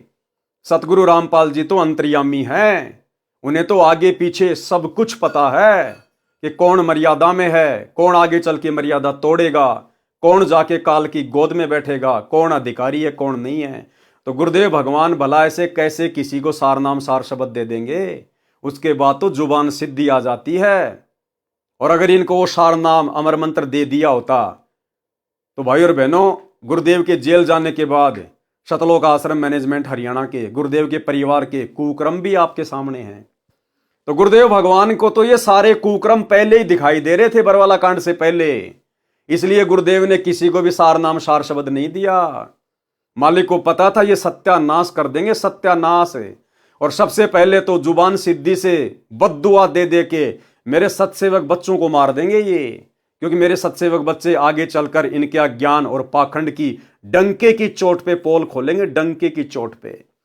और जब आज ही ये लोग हमारा जीना दूभर कर रहे हैं, हमारे ऊपर मुकदमे लगा दिए, जेल करवा दी, साथ संगति में आके मार पिटाई करते हैं, घरों में घुस घुस के गुंडे ला ला के हमारे साथ मार पिटाई करवाते हैं, तो गुरुदेव को क्या इन बातों का पता नहीं था कि अगर इनको वो सार नाम सार शब्द दे दिया तो इनको तो पुलिस और गुंडों की भी जरूरत नहीं पड़ेगी, ये तो जुबान सिद्धि से बद्दुआ दे दे के मेरी संगत का सत्यानाश कर देंगे। इसलिए परमात्मा ने अभी तक वो अमर मंत्र किसी को नहीं दिया। वो अमर मंत्र के लिए परमात्मा अब अपनी आत्माओं को साथ संगति से जोड़ के योग्य बना रहे हैं। तो क्या कहा शंकर जी ने, क्या कारण था? कारण यह था कि इस अमर नाम को कोई अन्य जीव सुन ले और वह भी अमर हो जाए, और बुरे स्वभाव का जीव यदि आध्यात्मिक शक्ति संपन्न हो जाएगा तो वह उसका दुरुपयोग करके भले व्यक्तियों को सताएगा। जिस प्रकार ये मैनेजमेंट वाले बुरे स्वभाव के व्यक्ति आज हम भले आदमी सत्सेवकों को सता रहे हैं, तो वह उसका दुरुपयोग करके भले व्यक्तियों को सताएगा। इसलिए सब गुरुजन एकांत स्थान पर केवल उपदेश देने योग्य हुए व्यक्तियों को ही बैठाकर नाम देते हैं। भगवान शंकर जी ने अपने हाथों से ताली बजाई, जिसका भयंकर नाद यानी शोर हुआ। आसपास के पशु तथा पक्षी डरकर दूर चले गए। सूखा वृक्ष इसलिए चुना था कि कोई पक्षी आएगा तो तुरंत दिखाई देगा। उस वृक्ष की खोगर यानी वृक्ष के थोते तने में मादा तोते ने अंडे पैदा कर रखे थे। एक अंडा अस्वस्थ था, अन्य स्वस्थ थे। वे शंकर जी की ताड़ी यानी हाथों की आवाज से ही पक्षी बनकर उड़ गए। वह खराब गंदा हुआ अंडा रह गया।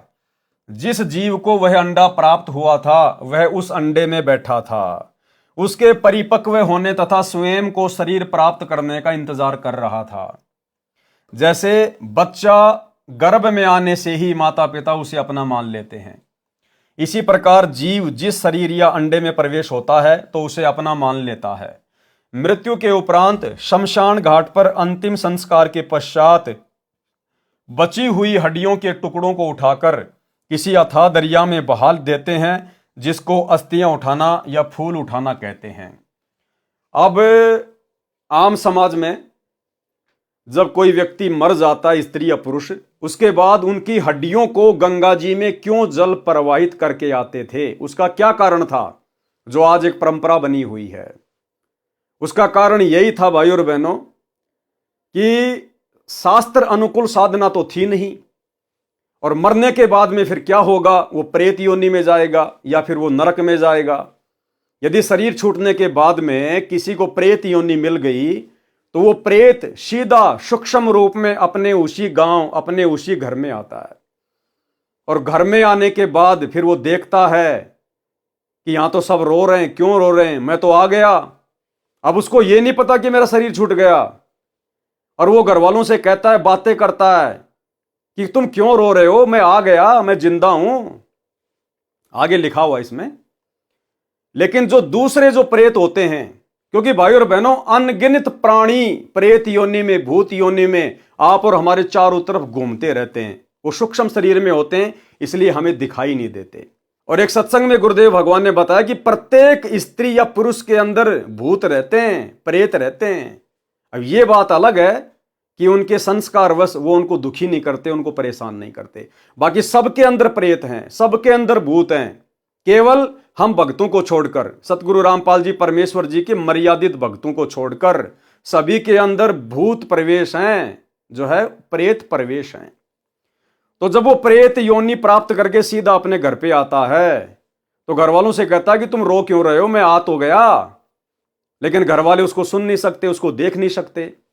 फिर अन्य जो प्रेत होते हैं, जो घूम रहे होते हैं वहां पर, जिनको एक्सपीरियंस हो जाता है इस बात का, वो कहते रहे, भाई तू सूक्ष्म शरीर में है और ये तेरे को सुन नहीं सकते, तेरे को देख नहीं सकते ये। फिर उसको चिंता बनती है कि फिर मेरा शरीर कहाँ है। फिर उसको याद आया कि मेरे को तो शमशान घाट में लेके गए थे। फिर वो शमशान घाट में जाता है और वहां जाके उसका शरीर तो मिलता नहीं। फिर वहां जो हड्डियां वड्डियां होती हैं, वो उन हड्डियों को अपना शरीर समझ के उनसे चिपक जाता है, वो उनसे चिपक जाता है। और फिर क्या करता है, वो अपने घर वालों को परेशान करता है, दुखी करता है, उनके काम धंधे में जो है वो नुकसान कर देता है, उनके जो है वो पशुओं में नुकसान कर देता है। तो फिर जो अन्य लोग थे, जो पंडित, जो ब्राह्मण लोग थे, उन्होंने बताया कि साहब ऐसी ऐसी बात है, वो प्रेत योनि को प्राप्त है और वो तुम्हें दुखी कर रहा है। तो फिर मरने के बाद में कि भाई जब तक उसका ऊपर हिसाब किताब पूरा होगा तब तक हम इसकी हड्डियों को किसी ऐसी जगह पे डाल के आ जाते हैं जहां पर ये जा ना सके, जहां इसको मालूम ही ना पड़े कि मेरी हड्डियां कहां गई। तो इस परेशानी से बचने के लिए ये गंगा जी में अस्थियां प्रवाहित करने की परंपरा चली थी। अब हम हो गए सतगुरु रामपाल जी के भगत, हमें मिल गई शास्त्र अनुकूल साधना, तो हम प्रेत बनेंगे नहीं। और जो हमारे परिवार के मेंबर हैं, जो रिश्तेदार हैं, जो सतगुरु रामपाल जी की भक्ति नहीं कर रहे, वो बनेंगे प्रेत। अगर वो प्रेत बनेंगे तो वो हमें किसी प्रकार का कोई नुकसान दे नहीं सकते, क्योंकि हम तो सतगुरु के शरण में हैं, हमारे ऊपर उनका कोई किसी प्रकार का प्रभाव नहीं होगा। तो ना तो हमने किसी भी उपदेशी भाई बहनों की अस्थियों को जलाने के बाद गंगा जी में डालना है, हमने छेड़ना ही नहीं, पड़ी रहो वहां पे, हमारे लिए कुछ नहीं है। ना हमने जमीन में दाबना, ना हमने कहीं उठा के फेंकना। भक्तों की हड्डियों को, और रिश्तेदारों का तो फिर मतलब ही क्या रह गया, उनकी हड्डियों को उठाना, गंगा जी में ले जाना, हम इस पाखंड में सहयोग नहीं करेंगे।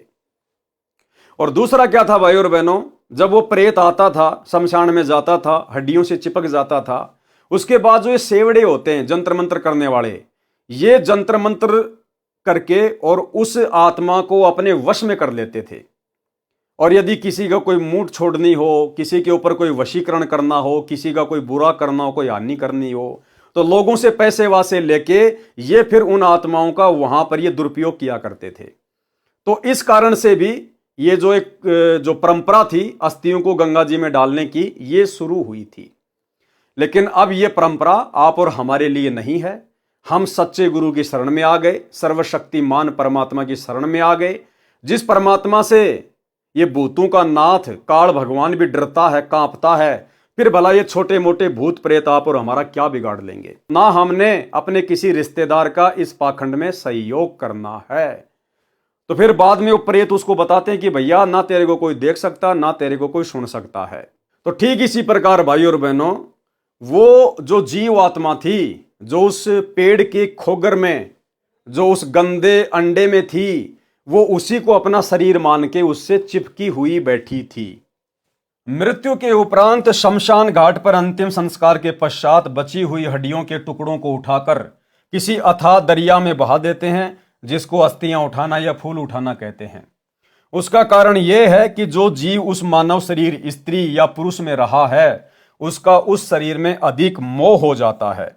जैसे मानव को कोई असाध्य रोग हो जाता है तो अपने शरीर की रक्षार्थ सर्व धन लगा देता है, शरीर इतना प्रिय लगता है। मृत्यु के उपरांत यदि उस प्राणी को अन्य शरीर नहीं मिला तो वह प्रेत योनि में जाता है, भूत बनकर सूक्ष्म शरीर में रहता है। वह धर्मराज के दरबार में ऑफिस से अपना हिसाब किताब करवाता है। यदि प्रेत योनि प्राप्त करता है तो अपने घर आता है, अपने परिवार के व्यक्तियों से मिलकर बातें करने की कोशिश करता है और कहता है कि क्यों रो रहे हो, मैं आ गया हूं। परंतु सूक्ष्म शरीर होने के कारण परिवार के व्यक्ति न उसे देख पाते हैं और न उसकी आवाज सुनते हैं। तब उसको अन्य प्रेत बताते हैं जो आसपास में घूमते रहते हैं बहुत। तब उसको अन्य प्रेत बताते हैं कि ये तेरे को देख नहीं पा रहे हैं क्योंकि तेरा स्थूल शरीर नहीं रहा। ठीक इसी प्रकार भाई और बहनों, हम भगत भाई बहन अब इतने होशियार हो गए हैं गुरुदेव के ज्ञान आधार से, परमेश्वर के आशीर्वाद से। अब गुरुजी की मर्यादा तो छोड़िए आप, गुरुदेव भगवान ने हमें जो मर्यादा, जो नियम जो बताए हैं, आप उनकी तो बात छोड़ दीजिए, वो तो हमने निभाने हैं। हमने अन्य प्रकार की भी कोई मर्यादा नहीं तोड़नी चाहिए। हम ये ना सोचें कि मैं अकेला हूं, मुझे कोई देख नहीं रहा है। ये प्रेत, ये भूत, हमारे दादा, हमारे परदादा, हमारे गांव वाले, आड़ोस पड़ोस वाले, वो सब प्रेत योनियों में भटक रहे हैं, घूम रहे हैं और वो हमें सब देख रहे हैं। यदि हम कोई भी ऐसी वैसी हरकत करते हैं तो देखो, अगर हम अपने मन में सोचेंगे तो हमारा गुरुदेव भगवान देख रहा है, हम उससे नहीं बच सकते। और वैसे देखें कि मैं तो एकांत स्थान पे हूं, मुझे कोई देख नहीं रहा है, किसी से मोबाइल से बातें कर रहे हैं, अश्लील चैटिंग कर रहे हैं, या ऐसी कोई मर्यादा तोड़ रहे हैं भगत होने के बाद भी, या कोई मिलावट कर रहे हैं, कोई चोरी कर रहे हैं, कोई ठगी कर रहे हैं, कोई रिश्वत ले रहे हैं, या किसी माता बहन की तरफ कोई गंदी नजर कर रहे हैं, या ऐसी वैसी कोई भी हरकत, तो आप ये ना सोचिए कि मुझे कोई देख नहीं रहा। पहली बात तो अंतर्यामी सतगुरु रामपाल जी भगवान आपकी हर हरकत को देख रहा है। ये भारी हरकत तो छोड़ दीजिए, आपके मन में भी जो हरकत चल रही है वो भी आपके गुरु से दूर नहीं है। और यदि किसी को लगता है कि कौन अंतर्यामी, काहे का भगवान, कौन देखता अंदर की, तो फिर इस कथा से हमें शिक्षा ले लेनी चाहिए कि हमारे आसपास बहुत सारी आत्माएं भटकती रहती हैं, वो हमें पल पल देख रही है। और जब हम वो कुकर्म करते हैं तो आपस में फिर हमारे जो पूर्वज होते हैं, जो गांव वाले होते हैं, फिर वो आपस में बातें करते हैं कि देख ये नालायक गधा इंसान, हमारा तो शरीर छूट गया, हम तो दुखी हो रहे हैं। ये भी भूत बनने की तरफ आगे बढ़ रहा है और उसको समझाने का प्रयास करते हैं। वो चिल्लाते हैं लेकिन नालायक ये काम मत कर, पर नारी को देखिए बहन बेटी के भाव, कहे कबीर कामनाश का यही सहज उपाय। और भक्ति मार्ग में आने के बाद, इतना ज्ञान लेने के बाद, जब हम शारीरिक संबंध बनाते हैं, पति पत्नी वाले कुक्रम को नहीं छोड़ते हैं, तो हमें लगता है हम तो एकांत कमरे में हैं, हमने तो लाइटें वाइटें बंद कर दी, हमें कौन देख रहा अब रात्रि में। वो तुम्हारे दादा परदादा, तुम्हारी दादी, तुम्हारे गांव वाले, अन्य वो प्रेत, वो तुम्हारे वो मजे लेते रहते हैं। जिस प्रकार ज्ञान से अनजान व्यक्ति पोर्न फिल्म देखता है मोबाइल में, टीवी पे सेक्सी फिल्म देखता है और एकांत में बैठ जाएगा कहीं छत पे या कहीं कमरे में या कहीं खेत खात में, और सोचता है मुझे कोई नहीं देख रहा। लेकिन वहां उसके दादा परदादा गांव वाले जो प्रेत बन के घूम रहे हैं वो सब देख रहे हैं, वो मजे भी लेते हैं उनके और धिक्कारते भी हैं कि बेटा बहुत अच्छी बात है, देख देख कर कुकर्म, जल्दी भूत बनेगा, हमारे भूत समाज का नाम रोशन करेगा, हमारे भूत समाज की, हमारे जो प्रेत समाज की जनसंख्या बढ़ाएगा तू, बहुत अच्छी बात है बेटा कर। तो भाइयों और बहनों, हमें हर तरफ से काल ने बांध रखा है, हम सुरक्षित नहीं हैं। हमें लगता है कि मैं एकांत में हूं, मुझे कोई देख नहीं रहा है। हमारे ऊपर पल पल नजर हमारे गुरुदेव भगवान की तो है ही है, यहां की भी अन्य आत्माओं की हमारे ऊपर पल पल नजर रहती है। इसलिए ये ना सोचें कि मैं सुरक्षित हूं, सुरक्षित यहां कोई नहीं है। तब उसको अन्य प्रेत बताते हैं कि ये तेरे को देख नहीं पा रहे हैं क्योंकि तेरा स्थूल शरीर नहीं रहा। फिर वह प्रेत अपने शरीर की खोज में शमशान घाट पर जाता है, वहां शरीर जला दिया गया होता है, अपने शरीर की शेष बची अस्थियों को अपनी मानता है, उनसे चिपक कर रहता है। जब उन अस्थियों को उठाकर दरिया में बहाने जाते हैं तो भी वह जीव उनसे चिपका रहता है। जब दरिया में डाल देते हैं तो वह उनसे अलग हो जाता है। ज्यादातर प्रेत वहीं रह जाते हैं, कुछ एक उन परिवार वालों के साथ घर आ जाते हैं। यदि अस्थियां न उठाई जाए तो वह प्रेत बनकर शमशान घाट पर डेरा डाल लेता है। परंतु जिन्होंने परमेश्वर कबीर जी की शरण ले रखी है, किस परमेश्वर कबीर जी की? दाढ़ी मूंछ वाले परमेश्वर कबीर जी की नहीं, वो कागज का टुकड़ा मुर्दा फोटू कबीर जी की दाढ़ी मूंछ वाली, वो भला हमें क्या शरण देगी? असली कबीर परमेश्वर सतगुरु रामपाल जी की जिन्होंने शरण ले रखी है, उनके विषय में कहा जा रहा है। परंतु जिन्होंने परमेश्वर कबीर जी की शरण ले रखी है वे प्रेत नहीं बनते। अनुपदेशी यानी जिन्होंने सतगुरु रामपाल जी का नाम नहीं ले रखा है, जिन्होंने गुरु से नाम लेकर भक्ति नहीं की, वे प्रेत बनकर कभी शमशान पर, कभी घर या खेतों में या जो भी कारोबार होता है उसके आसपास घूमते रहते हैं, परिवार के सदस्यों को या अन्य को परेशान करते हैं। इसलिए नकली गुरुओं की बताई भक्ति से प्रेत बना, फिर उसको ठिकाने लगाने के लिए अस्थियां उठाकर दरिया में डालने की रीति यानी परंपरा शुरू कर दी। यदि कोई हरिद्वार हर की पौड़ी से वापस आ जाता और परिवार को परेशान करता तो उसकी गति कराने की परंपरा प्रारंभ कर दी। 13वीं 17वीं महीना 6 माही फिर बरसी मनाने लगे, फिर भी बात नहीं बनी, भूत तंग करता रहता तो उसके श्राद्ध प्रारंभ कर दिए कि अब ये पितर बन गया है, उसकी गति के लिए पिंड भरवाओ, आदि आदि क्रियाएं परिवारजनों पर थोपी गई। इसलिए भाई और बहनों, गुरुदेव भगवान विशेषकर जो उनकी शरण में आ जाता है, उनसे उपदेश लेता है, उन सभी आत्माओं को ये सारे शास्त्र विरुद्ध कर्म करने से मना करते हैं, क्योंकि इसका मुख्य कारण ये है जो गुरुदेव ने यहां पर लिखा हुआ है। उसी स्वभाव से अंडे से एक जीव चिपका था। अब उस पेड़ की खोगर में एक गंदे अंडे में एक जीव उस अंडे को अपना मान के उससे चिपका हुआ था।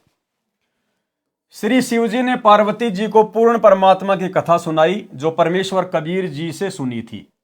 फिर प्रथम मंत्र देवी पार्वती जी को सुनाया, कमलों का भेद बताने लगे। पार्वती जी की समाधि लग गई, पार्वती जी समाधिस्थ हो गई। पहले तो हाँ हाँ हूं करती रहती थी, बाद में वह गंदा यानी जो खराब अंडा था स्वस्थ होकर उसमें तोते का बच्चा बन गया उस मंत्र के प्रभाव से, और हाँ हाँ करने लगा। आवाज में अंतर जानकर शिवजी ने पार्वती की ओर देखा तो वह तो समाधि में थी। अंतर्दृष्टि से देखा तो एक तोता सर्व ज्ञान सुन चुका था। शिवजी उस तोते को मारने के लिए उठे तो वह तोता उड़ चला। शिवजी भी आकाश मार्ग से उसका पीछा करने लगे। वेद व्यास ऋषि जी की पत्नी ने जम्भाई ली यानी मुंह खोला तो उसके मुख के द्वारा तोते वाला जीव उस ऋषि की पत्नी के शरीर में गर्भ में चला गया। वो तोते का शरीर छोड़ के और सूक्ष्म शरीर में वो आत्मा जो है वेद व्यास ऋषि की जो पत्नी थी जिसने जम्भाई ली मुंह खोला, वो सूक्ष्म शरीर से उसके अंदर उसके गर्भ में चला गया। तोते वाला शरीर वहीं त्याग दिया। शिवजी सब देख रहे थे। शिवजी ने वेद व्यास जी की पत्नी से कहा कि आपके गर्भ में मेरे ज्ञान व भक्ति मंत्र का चोर है। उसने अमर कथा सुन ली है, वह भी अमर हो गया है। जितना अमरत्व उस मंत्र से होता है। व्यास जी भी वहीं आ गए तथा शिव जी को प्रणाम किया। आने का कारण जाना तो कहा कि हे भोलेनाथ, आप कह रहे हो कि वह अमर हो गया है। यदि वह जीव अमर हो गया है तो आप मार नहीं सकते। अब गर्भ में तो आप उसको बिल्कुल भी नहीं मार पाओगे। यह सुनकर शिव जी चले गए, पार्वती जी को समाधि से जगाया और अपने निवास पर चले गए। जिस स्थान पर शिव जी ने पार्वती जी को अमर मंत्र दिया था, उस स्थान को अमरनाथ के नाम से जाना जाता है। यानी जो ये अमरनाथ धाम है जहां पर दुनिया जाती है, ये ऐसे बना है अमरनाथ, क्योंकि जिस जगह पर शिव जी ने पार्वती जी को अमर मंत्र दिया था, फिर वो जगह अमरनाथ के नाम से प्रसिद्ध हो गई। 12 वर्ष तक व्यास जी की पत्नी को बच्चा उत्पन्न नहीं हुआ। तीनों देवता श्री ब्रह्मा जी, श्री विष्णु जी तथा श्री शिव जी व्यास ऋषि जी की कुटिया पर आए और गर्भ में बैठे जीव से कहा कि आप जन्म लो, बाहर आओ। गर्भ में जीव को अपने पूर्व के जन्मों का ज्ञान होता है। जीव ने कहा, स्वामियों, बाहर आते ही आपकी माया, तीनों गुणों का प्रभाव जीव को भूल भुलैया में डाल देता है। जीव अपना मकसद भूल जाता है। आप अपनी माया को कुछ देर रोको तो मैं बाहर आऊं। क्या समझाना चाह रहे हैं गुरुदेव भगवान हमें? कि जब सुखदेव की आत्मा मां के गर्भ में थी और ब्रह्मा विष्णु महेश तीनों देवता आकर कहने लगे कि हे जीव, आप बाहर आ जाओ। अगर 12 वर्ष तक बच्चा मां के गर्भ में रहेगा तो आने वाले समय में माताएं दुखी हो जाएंगी। अब सुखदेव मां के गर्भ में, और मां के गर्भ में जीव को आगे पीछे सब पता होता है। और ये मनुष्य जन्म क्यों मिलता है? 84 लाख योनियों से भिन्न जो परमेश्वर ने हमें अपने जैसा रूप दिया है, नर नारायण दे, ये क्यों मिलता है? उस जीव को सब पता चल जाता है। और उसको यह भी पता चल जाता कि असंख्यों बार मेरे को मनुष्य जन्म मिले, स्त्री और पुरुष के। और जैसे ही हम बाहर आते हैं मां के गर्भ से, ये ब्रह्मा विष्णु महेश की माया हमें सब कुछ भुला देती है, जिस कारण से वो जीव मां के गर्भ से बाहर नहीं आ रहा था। यानी गुरुदेव हमें समझाना चाहते हैं इस सुखदेव ऋषि की कथा के माध्यम से कि इस मनुष्य जन्म का, चाहे स्त्री हो या पुरुष हो, इसका मेन मकसद केवल अपनी आत्मा का कल्याण करवाना है। और गुरुदेव समझाना चाहते हैं कि बच्चों, तुम्हारे ऊपर शुक्र मनाओ, कितनी बड़ी दया हुई, कितनी बड़ी मेहर हुई। लाखों प्राणी रोजाना जन्म लेते हैं और लाखों प्राणी रोजाना मर जाते हैं। ना उनको भक्ति का पता चलता, ना उनको सतगुरु का पता चलता, ना उनको मोक्ष का पता चलता, ना कोई आत्म ज्ञान है, ना कोई परमात्म ज्ञान है।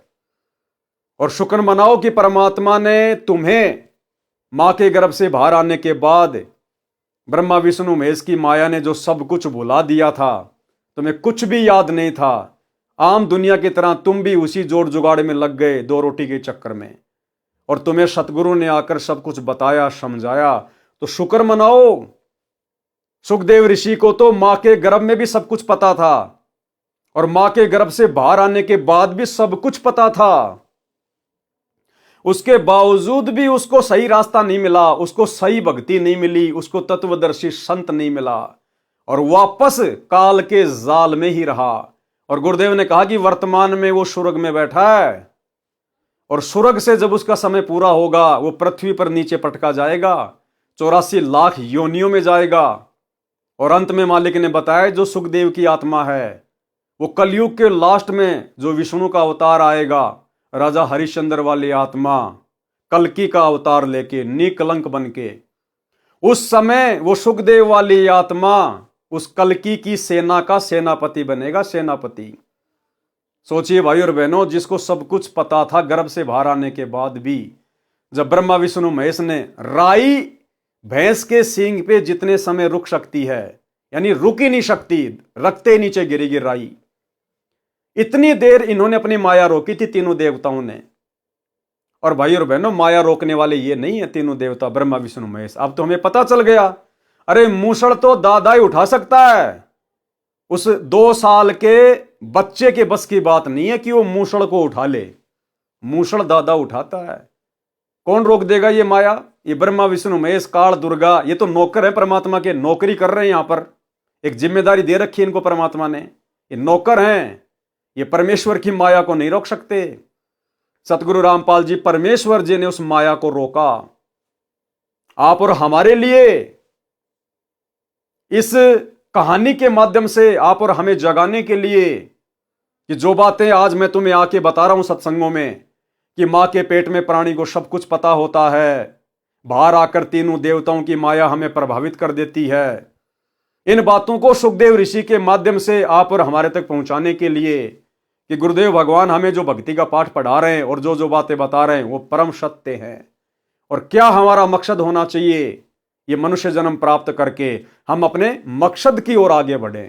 तो सारी की सारी दया ये गुरुदेव भगवान की, और सौभाग्य हमारा सुखदेव ऋषि को सब कुछ पता होने के बाद भी, गर्भ से बाहर आने के बाद भी उसको सब चेतना रही, और वो तो इतनी सिद्धि वाला था, उड़ के स्वर्ग में चला जाता था। फिर भी भाई और बहनों उसको भक्ति का वो मार्ग नहीं मिला, मोक्ष प्राप्ति का वो मार्ग नहीं मिला जो आप और हमें मिल गया। और वर्तमान कलयुग की पिछली पीढ़ी में भी उस आत्मा को वो भक्ति का मार्ग नहीं मिलेगा, क्योंकि वर्तमान में वो स्वर्ग में है, अभी उसकी कमाई शेष है।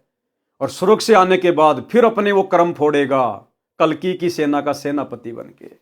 तो शुक्र मनाओ भाई और बहनों, आप और हमारे पर कितनी बड़ी रजा, कितनी बड़ी मेहर पूज्य गुरुदेव भगवान की। जीव ने कहा स्वामियों, बाहर आते ही आपकी माया, तीनों गुणों का प्रभाव जीव को भूल भुलैया में डाल देता है। जीव अपना उद्देश्य भूल जाता है। आप अपनी माया को कुछ देर रोको तो मैं बाहर आऊं। व्यास जी की पत्नी ने कहा कि मेरे गर्भ में लड़का है, मुझे किसी प्रकार का कष्ट नहीं है। इस लड़के ने सुख दिया है, इसका नाम सुखदेव रखूंगी। सुखदेव, उसका नाम सुखदेव क्यों रखा? व्यास जी की पत्नी ने कहा कि 12 साल से मेरे गर्भ में बच्चा है और मुझे पता ही नहीं, मुझे कोई दुख नहीं, इस बच्चे ने मुझे सुख दिया है, इसलिए इसका नाम रखूंगी सुखदेव।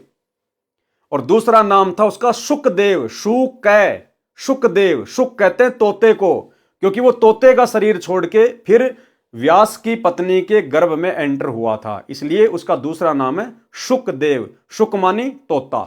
इस लड़के ने मुझे सुख दिया है, इसका नाम सुखदेव रखूंगी। तीनों देवताओं ने उसको सुखदेव नाम दिया, क्योंकि वह सुख यानी तोते के शरीर में भक्ति शक्ति युक्त हुआ था। तीनों देवों ने कहा कि हे सुखदेव, हम अपनी गुण शक्ति को केवल इतनी देर तक रोक सकते हैं जितनी देर गाय या भैंस के सींग पर राई का दाना टिक सकता है। अब बताओ भाई और बहनों, ये तीनों गुणों की माया कितनी भयंकर है, आंधी की तरह चलती है। और कोई 6 महीने के बच्चे को यह कहे कि एरोप्लेन 40 की स्पीड पे दौड़ रही है और तू उसको एक क्षण के लिए रोक दे, जितना कि भैंस के सींग पे राई रखी जाए, वो बच्चा कभी सौपन में भी नहीं सो सकता। सौपन में भी कि 50 की स्पीड पर दौड़ रही एरोप्लेन को वो बच्चा रोक सकता है। तो भाई और बहनों, ये जो भी सारा का सारा जो विधान है, जो सिस्टम है, ये पूर्ण ब्रह्म परमेश्वर सारी सृष्टि के रचनहार सतगुरु रामपाल जी परमेश्वर जी ने चला रखा है। उनकी माया को वो ही रोक सकते हैं, वो ही चला सकते हैं। बाकी सब जीव हैं, निमित्त मात्र हैं, किसी की कोई औकात नहीं है। तो ये सारे खेल परमात्मा खेलते हैं। जितनी देर गाय या भैंस के सींग पर राई का दाना टिक सकता है, यानी रखते ही गिर जाता है। सुखदेव ने कहा कि ऐसा ही करो। तीनों देवों ने अपनी गुण शक्ति को एक क्षण यानी सेकंड के लिए रोका। सुखदेव गर्भ से बाहर आया, तीनों देव चले गए। उस समय में 93 यानी 93 अन्य बच्चों का जन्म हुआ। उन सबको तथा सुखदेव को अपने मकसद का ज्ञान रहा, यानी जो चेतना उनको मां के गर्भ में थी वो बाहर आने के बाद भी उनको चेतना रही कि मनुष्य जन्म क्यों मिलता है। और ये ब्रह्मा विष्णु महेश हमें यहां पर फंसा के रखते हैं। वे सब महान भगत संत सिद्ध बने, उनमें से 9 नाथ तो नाथ प्रसिद्ध हुए तथा 84 सिद्ध बने और एक सुखदेव ऋषि बना। सुखदेव के गर्भ से बाहर आते ही 12 वर्ष का शरीर बन गया।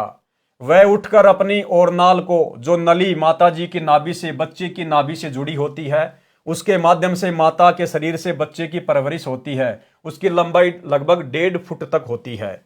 अपने कंधे पर डालकर चल पड़ा, यानी सुखदेव ऋषि सूक्ष्म रूप में मां के गर्भ से बाहर आया सूक्ष्म रूप में, योनि द्वार से नहीं आया, सूक्ष्म रूप से बाहर आया। और बाहर आते ही उसने अपना 12 साल के बच्चे का शरीर धारण कर लिया, क्योंकि उसमें सिद्धि आ गई थी वो अमर मंत्र सुनने से। ये विचार किया कि कहीं दूर जाकर काट फेंकूंगा। कारण यह था कि सुखदेव जी नहीं चाहते थे कि मेरा परिवार में मोह बढ़े और मैं भक्ति नहीं कर पाऊंगा। दूसरी ओर व्यास ऋषि ने कहा कि बेटा, हमने तेरे उत्पन्न होने की 12 वर्ष प्रतीक्षा की है, आप जाने की तैयारी कर रहे हो। हमने बेटे का क्या सुख देखा, आप घर त्याग कर ना जाओ। सुखदेव ने कहा, ऋषि जी, आप वेद शास्त्रों के ज्ञाता विद्वान होकर भी मोह के दलदल में फंसे हो, मुझे भी फंसाने का प्रयत्न कर रहे हो। मेरे को अपने पूर्व जन्मों का ज्ञान है। क्या कहा सुखदेव ने कि मेरे को अपने पूर्व जन्मों का ज्ञान है। अनेकों बार आप मेरे पिता बने, अनेकों बार मैं आपका पिता बना, अनेकों बार हमने 84 लाख प्राणियों के शरीरों में कष्ट उठाए। अब की बार मुझे मेरे लक्ष्य का ज्ञान है, मैं भक्ति करके अपना जन्म सफल करूंगा। लेकिन भाई और बहनों, वो सुखदेव की आत्मा अभी तक अपना जन्म सफल नहीं कर पाई और ना इस कलयुग में वो कर पाएगी। तो आप और हमारा सौभाग्य देखिए, हमारी किस्मत कितनी जबरदस्त है। इसलिए गुरुदेव भगवान कहते हैं कि बच्चों, तुम सारी प्रोसीजर को पार करके आ चुके हो। कितनी बार तुम सुखदेव भी बन चुके हो। सृष्टि कोई आज से थोड़ी चल रही है, गिनती नहीं है इतने पदम युगों से। आज हम ये सारी प्रोसीजर पार कर चुके हैं। 33 करोड़ देवी देवताओं की पोस्ट पे भी हम रह चुके हैं, ब्रह्मा विष्णु महेश की पोस्ट पे भी रह चुके हैं, देवराज इंद्र भी बन चुके हैं, अन्य साधु संत महात्मा 9 नाथ 84 सिद्ध, इनकी तो गिनती नहीं है। ये सारी प्रोसीजर पार करके आज हम फाइनल मोक्ष वाली स्टेज पे खड़े हैं, कलयुग की बिचली पीढ़ी में। इसलिए गुरुदेव कहते हैं कि बच्चों, आध्यात्मिक मार्ग अनुसार ब्रह्मा विष्णु महेश भी तुम्हारे सामने कुछ नहीं लगते, कुछ भी। उन्हें तो ना जाने अभी कितनी 84 भोगनी है, और तुम सारा कर्म दंड काट के आ चुके हो। अब यदि तुम अपनी गलती से अपना पैर फिसलाना चाहते हो तो बात अलग है, अन्यथा ये मोक्ष का सुनहरा मौका है। लेकिन काल भी भाई और बहनों इतनी आसानी से पीछा नहीं छोड़ता, वो भी पूरा जोर लगाएगा, और जोर लगा रहा है। आपने देख लिया गोहाना की गौशाला में किस प्रकार से हवन यज्ञ में जाकर सतलोक आश्रम वाले भंडारा लगा रहे हैं। अब जिन जिन संगत वाले भगत भाई बहनों का इन सतलोक आश्रमों में जाकर जो सहयोग किया हुआ है ज्योति पाठ और दान के नाम पर, अब उन सबके कर्म फूटेंगे घर बैठे बैठे, क्योंकि आंख बंद करके इन्होंने गुरुदेव के परिवार को दान दे दिया। गुरुदेव का परिवार महान निकम्मा, 1 नंबर का कुपात्र। अब ये गौशाला का हवन यज्ञ या भंडारा, जाटों की धर्मशाला, धनाना गांव का स्टेडियम, गुंडों की सीबीआई जांच, आरक्षण में चंदा, ये अपने बहन बेटियों की सोने चांदी की ज्वेलरी बेच के थोड़ी काम करते हैं, अपने बाप दादाओं की जमीन बेच के थोड़ा ना भंडारे करवा रहे हैं। आप और हमारे जैसे भगत भाई बहनों का ज्योति पाठ और दान का पैसा हम तो देकर निफराम हो गए।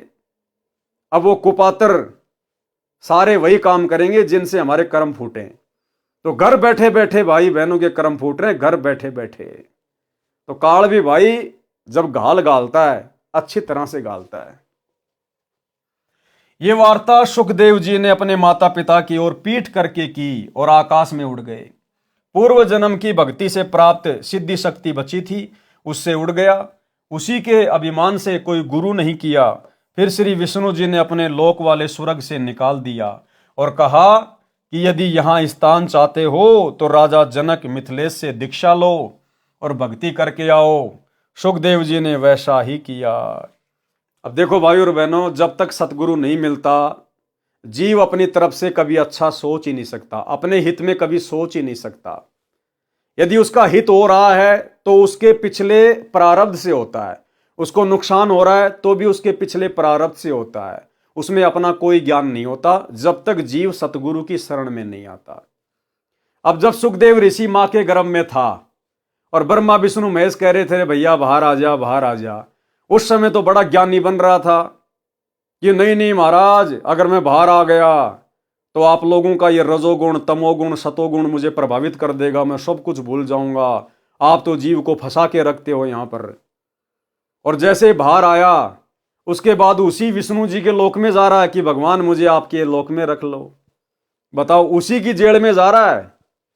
तो भाई और बहनों, ये उदाहरण केवल गुरुदेव भगवान ने आप और हमें समझाने के लिए, आप और हमारी बुद्धि के बंद दरवाजे खोलने के लिए, कि सुखदेव तो गया भाड़ में, लेकिन कम से कम आप लोग तो समझो, आप लोग तो शिक्षा लो, आपको तो परम संत मिल गया, पूर्ण परमात्मा मिल गया, अब हमने तो भक्ति करके अपना पीछा छुड़वाना है। सुखदेव जी ने फिर वैसा ही किया, यानी राजा जनक से दीक्षा ली, फिर वो विष्णु जी के लोक में गया। सुमरण के अंक की वाणी नंबर 71 से 76। गरीब ऐसा राम अगाध है, अविनाशी गहर गंभीर, हद जीवों से दूर है, बेहदियों के तीर। कितनी अच्छी बात कही परमात्मा ने। गरीब ऐसा राम अगाध है, अविनाशी गहर गंभीर। कौन है अविनाशी? आज पता चल गया, गुरुदेव भगवान है वो राम अविनाशी। अब वो परमात्मा किन के नजदीक रहता है, किन से दूर रहता है? हद जीवों से दूर है। हद जीव कौन होते हैं? हद जीव वो हैं जो काल की हद में हैं, जो काल की प्रेरणा से चलते हैं, हद जीवों से दूर हैं। तो ये सतलोक आश्रम मैनेजमेंट हरियाणा, ये हद जीवों की श्रेणी में है।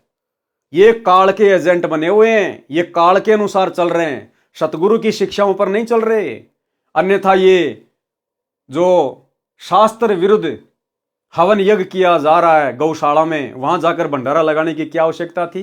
आन उपासना में सहयोग करने की क्या आवश्यकता थी? तो ये हद जीव हैं, ये काल की हद में हैं। तो वो अविनाशी परमात्मा सतगुरुदेव भगवान हद जीवों से दूर है और बेहदियों के तीर, और जो काल की हद से बाहर हो चुके हैं, जो सतगुरु की शरण में आ चुके हैं, मर्यादा में रह के भक्ति कर रहे हैं, वो उनके साथ में है। गरीब ऐसा राम अगाध है, अविनाशी गहर गंभीर, हद जीवों से दूर है, बेहदियों के तीर। गरीब ऐसा राम अगाध है, बेकीमत करतार, शेष सैंस फुन रटत हैं, अजून पाया पार।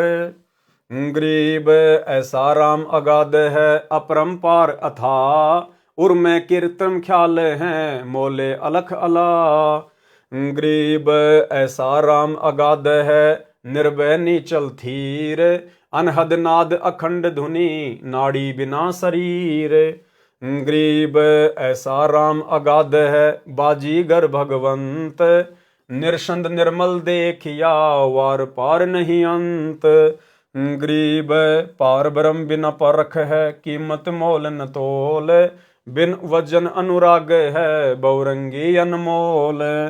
सरलार्थ, जो पूर्ण परमात्मा है वह ऐसा अगाध राम है, यानी सबसे आगे वाला, अगाध यानी सर्वोपरि, अविनाशी तथा गहर गंभीर, समुद्र की तरह शक्ति से भरा है। वह हद जीवों, अब हद जीव कौन होते हैं? जो काल की सीमा वाले हैं, उसी काल ब्रह्म पर आश्रित हैं, उन जीवों से दूर है, उनको उसका ज्ञान नहीं है। कैसे ज्ञान नहीं है? जैसे आज सतलोक आश्रम मैनेजमेंट हरियाणा को गुरु की शरण में आने के बाद भी गुरु का ज्ञान नहीं है, गुरु की मर्यादाओं का ज्ञान नहीं है, तभी तो सारे उल्टे कुकर्म कर रहे हैं। इसलिए उनको उस अविनाशी परमेश्वर से कोई लाभ प्राप्त नहीं होता। जो बेहद के हैं, यानी जिन्होंने उस असीम शक्ति युक्त परमात्मा को जान लिया है, वह परमात्मा उनके साथ है। वह परमात्मा पारस पत्थर की तरह अनमोल बेकीमत है। उस परमात्मा की प्राप्ति के लिए शास्त्र विधि रहित नाम यानी राम का जाप शेष नागजी 1000 यानी सहस्त्र मुखों से जप कर रहा है, आज तक उसको भी अविनाशी परमात्मा का पार यानी अंत नहीं पाया। परमेश्वर अपरंपार अथा यानी समुद्र की तरह अमित शक्ति संपन्न है। तत्व ज्ञान के अभाव से प्रत्येक ऋषि देव अपने उर यानी हृदय में कृत्रिम यानी कृत्रिम मन कल्पित ख्याल यानी विचार से मौला यानी परमात्मा को अलख अल्लाह निराकार दिखाई न देने वाला मानते हैं।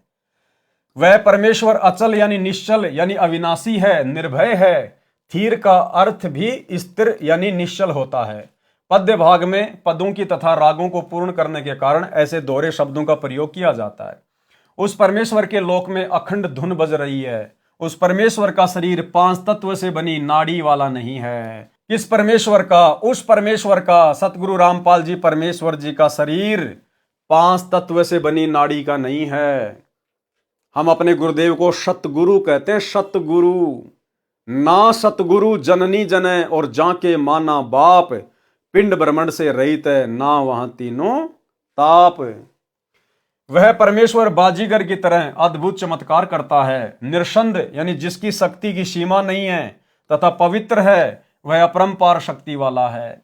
जिस सत्य पुरुष को अन्य गुरुजन व ऋषिगण अलख अल्लाह निराकार प्रभु कहते हैं, उनको परमात्मा प्राप्ति नहीं हुई है। ये मैंने यानी संत गरीबदास जी ने देखा है।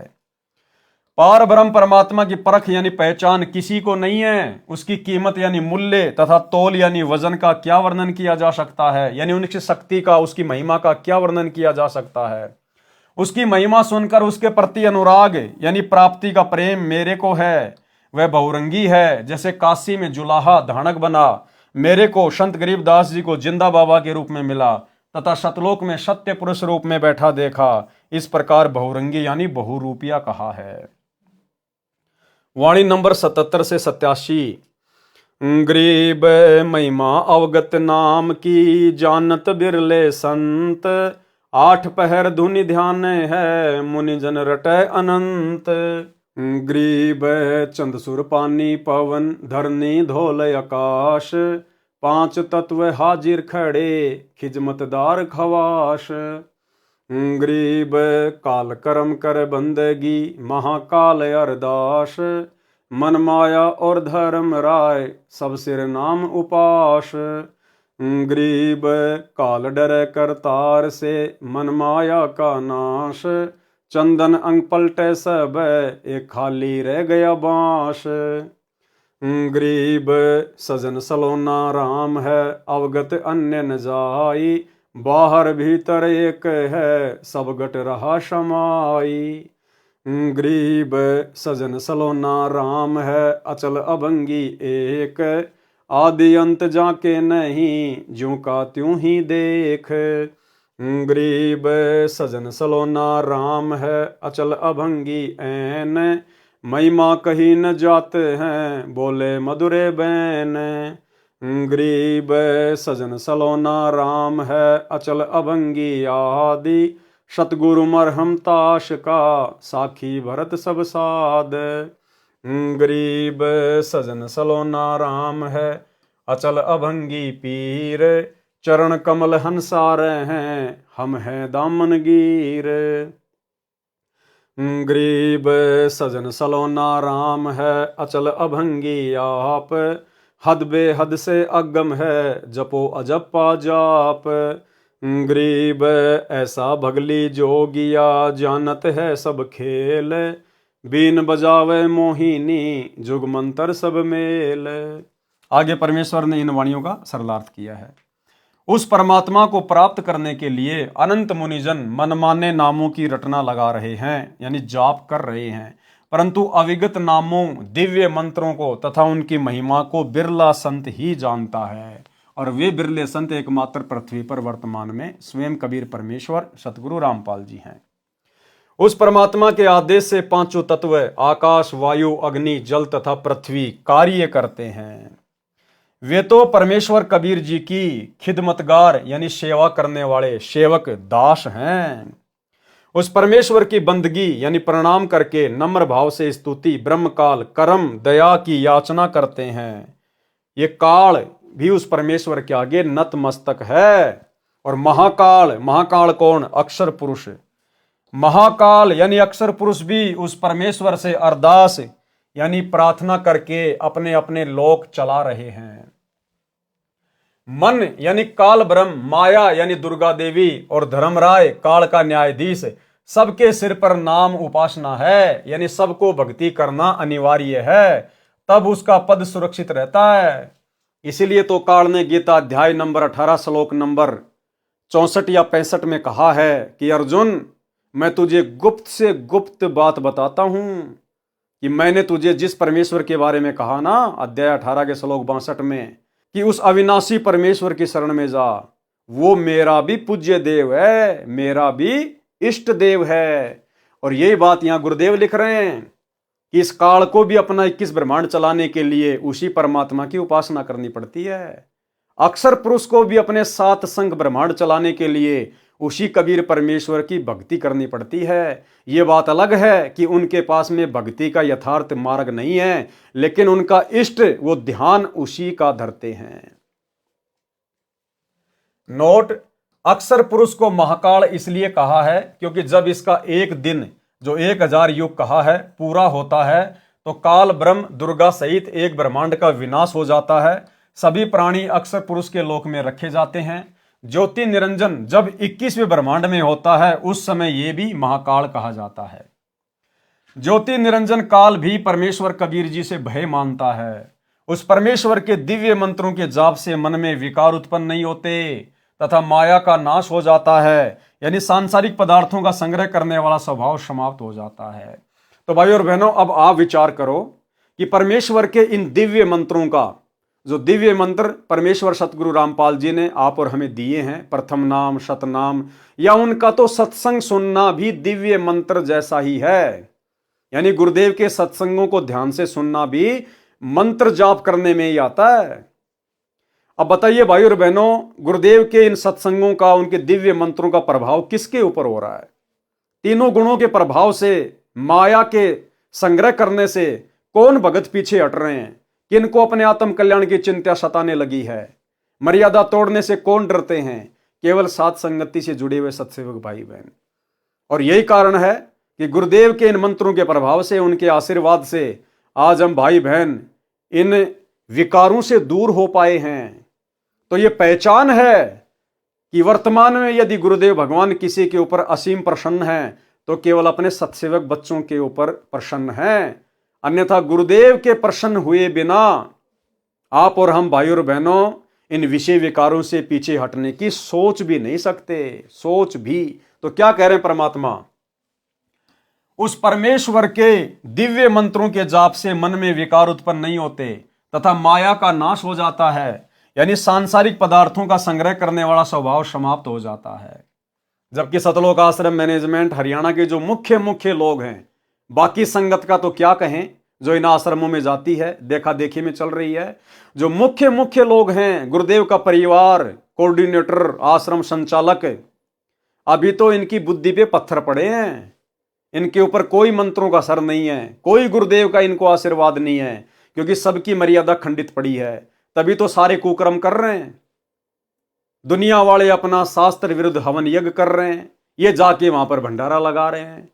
दुनिया अपनी धर्मशाला बना रही है, ये जबरदस्ती जाके वहां समाज में ठेकेदारी ले लेते हैं कि तुम्हारा 5वां फ्लोर हम बनाएंगे। तो भाई और बहनों, इनके ऊपर ना कोई मंत्रों का असर है और ना इनके ऊपर सतगुरु का आशीर्वाद है, क्योंकि इनकी मर्यादा खंडित है। परमात्मा के अध्यात्म ज्ञान के प्रवचनों का प्रभाव अच्छी आत्माओं यानी पूर्व जन्म में शुभ संस्कारी प्राणियों पर ही पड़ता है। जो अन्य प्राणियों के शरीरों, कुत्ते, गधे, सूअर के शरीर को त्याग कर मानव शरीर प्राप्त करते हैं, उन पर सत्संग वचन का प्रभाव जल्दी नहीं पड़ता। तो ये गुरुदेव का परिवार, ये बड़े बड़े कोऑर्डिनेटर, ये भाई और बहनों 64 लाख वाली आत्माओं में नहीं है। ये तो अभी ताजा गधे, कुत्ते, सूअर के शरीर छोड़ के मनुष्य योनि में आए हैं। तभी तो सारे वही गधे, कुत्ते, सूअर वाले काम कर रहे हैं सारे के सारे। क्या कह रहे हैं परमात्मा? परमात्मा के अध्यात्म ज्ञान के प्रवचनों का प्रभाव अच्छी आत्माओं यानी पूर्व जन्म में शुभ संस्कारी प्राणियों पर ही पड़ता है। जो अन्य प्राणियों के शरीरों से, कुत्ते, गधे, सूअर के शरीरों को त्याग कर मानव शरीर प्राप्त करते हैं, उन पर सत्संग वचन का प्रभाव शीघ्र नहीं पड़ता। उदाहरण दिया है कि जैसे वन में चंदन के पेड़ होते हैं, उनके आसपास अन्य नीम, बबूल, आम, शीशम आदि वृक्ष भी होते हैं और बांस भी उगा होता है। चंदन की महक आसपास के अन्य पेड़ ग्रहण कर लेते हैं और चंदन की तरह खुशबूदार बन जाते हैं, परंतु बांस के ऊपर चंदन की महक का कोई प्रभाव नहीं पड़ता। तो भाई और बहनों, ये बांस के जैसे प्राणी हैं। जो सात संगति से नहीं जुड़े हुए हैं, जो सतलोक आश्रम वाले हैं, ये बांस के जैसे प्राणी हैं। चंदन का पेड़ यहां कौन? हमारे गुरुदेव भगवान सतगुरु रामपाल जी परमेश्वर। और अन्य जितने भी पेड़ हैं उनके आसपास में, हम जो उनके भगत हैं, हमारे ऊपर उनके वचनों का असर हो गया। हमें गुरुजी ने अपने जैसा बना लिया। कीट न जाने भृंग को, सतगुरु कर ले आप समान। लेकिन जो बांस होता है, बांस के ऊपर चंदन की महक का कोई असर नहीं होता। इसलिए परमात्मा कहते हैं कि काल को जीव कहीं नहीं माने, कोट सुने जो ज्ञाना, और जैसे लाख अग्नि में पिंगले, बिछुड़ते काट समाना।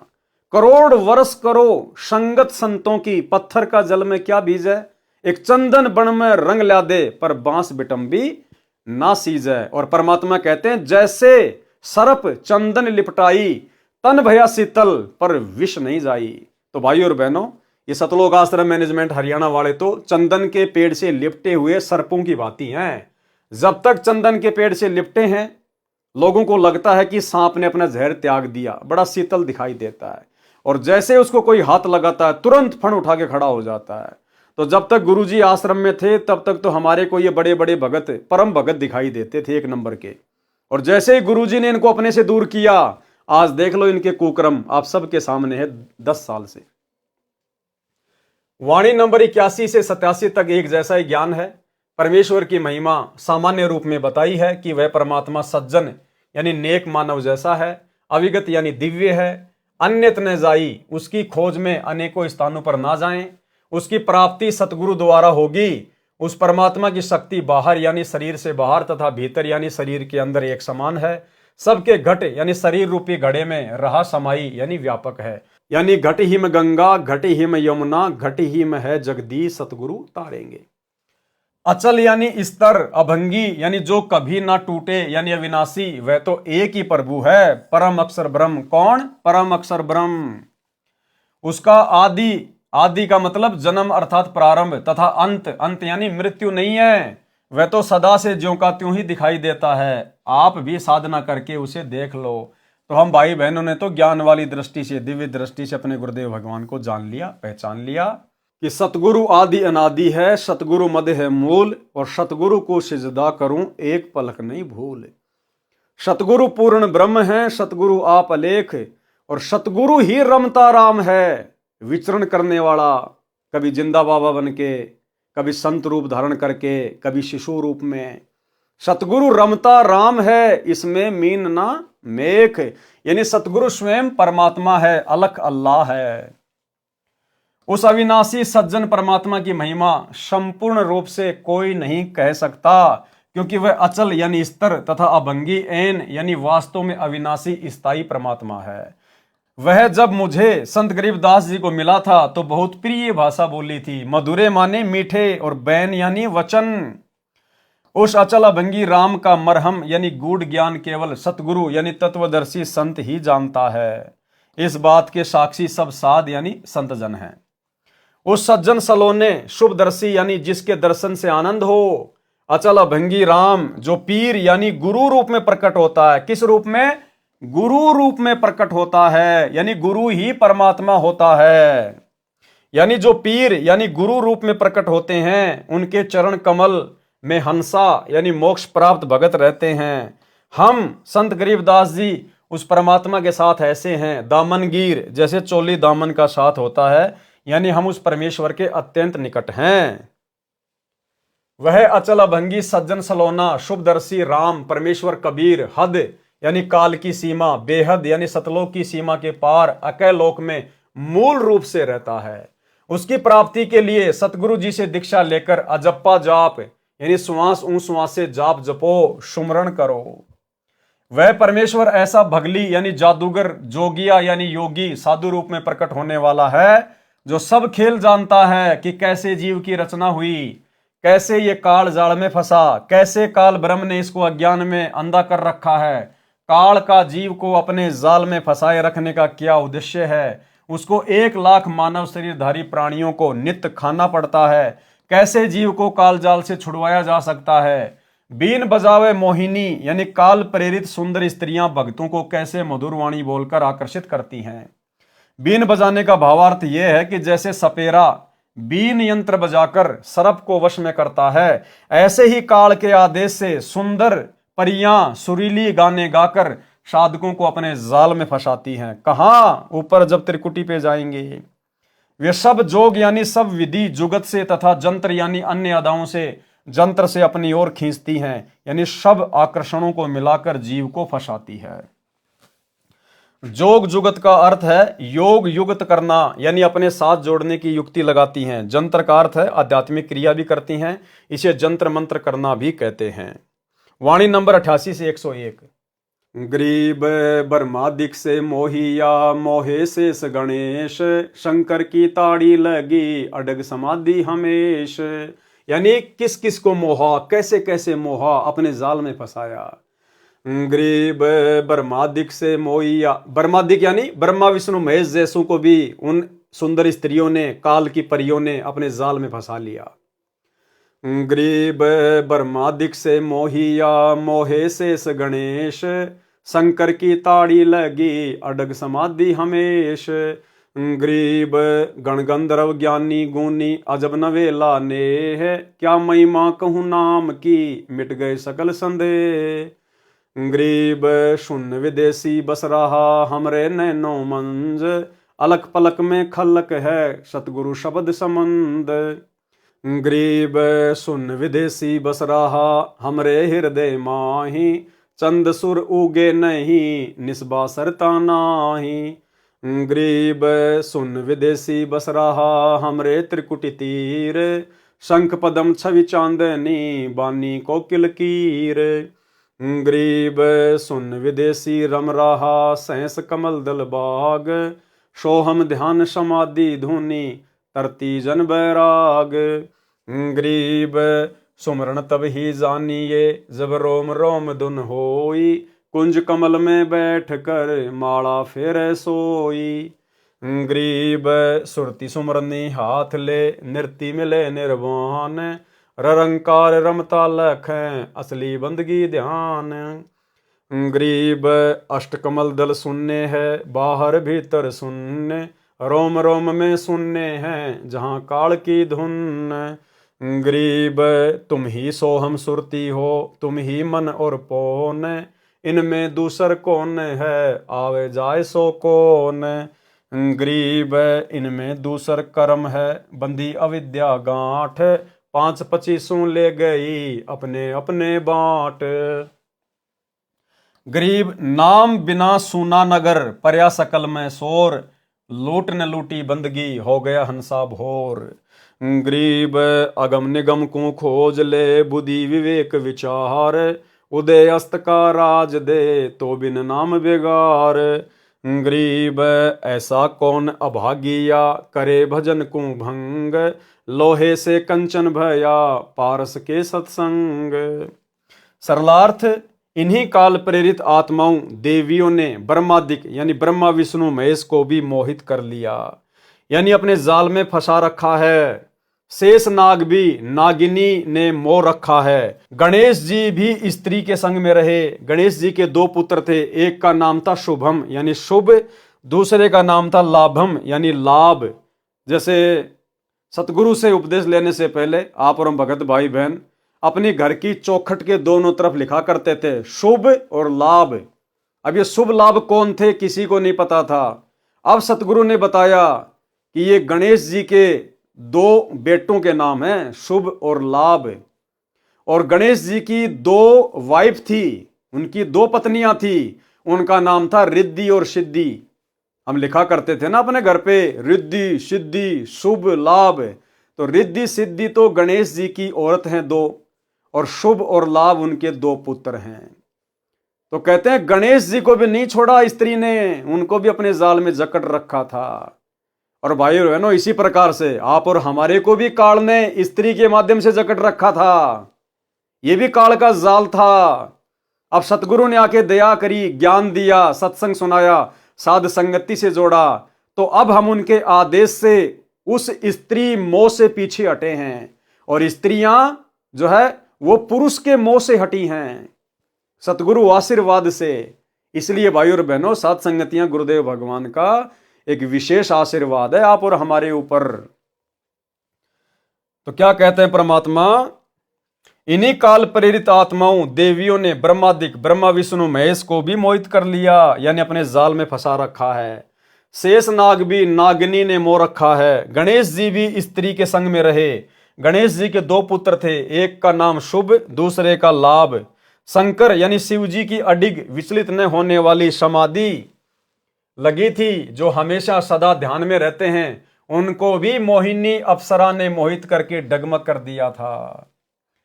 कथा शंकर जी का मोहिनी स्त्री के रूप पर मोहित होना। अब भाई और बहनों, शंकर भगवान तीनों लोकों में संहार करने वाला, जो 3 सेनापति हैं काल के, ब्रह्मा विष्णु महेश, तीनों लोकों में जो एक एक पोस्ट के अधिकारी हैं, तो शंकर जी ने 88,000 वर्ष तक तप किया, ध्यान लगाया, समाधि लगाई कामदेव को समाप्त करने के लिए। और काल ने क्या चाल चली भाई और बहनों? काल ने अचानक से शंकर जी के सामने कामदेव को प्रकट कर दिया और एकदम से कामदेव उसकी आंखों के सामने भस्म हो गया। शंकर जी को अहंकार हो गया कि मैंने कामदेव पर विजय प्राप्त कर ली, अब मैं कभी भी स्त्री मोह में नहीं फंसूंगा। और इस बात की चर्चा वो जगह जगह जाके करने लग गया, मान बढ़ाई में आके, कि मैंने कामदेव पर विजय प्राप्त कर ली, मैंने कामदेव पर विजय प्राप्त कर ली।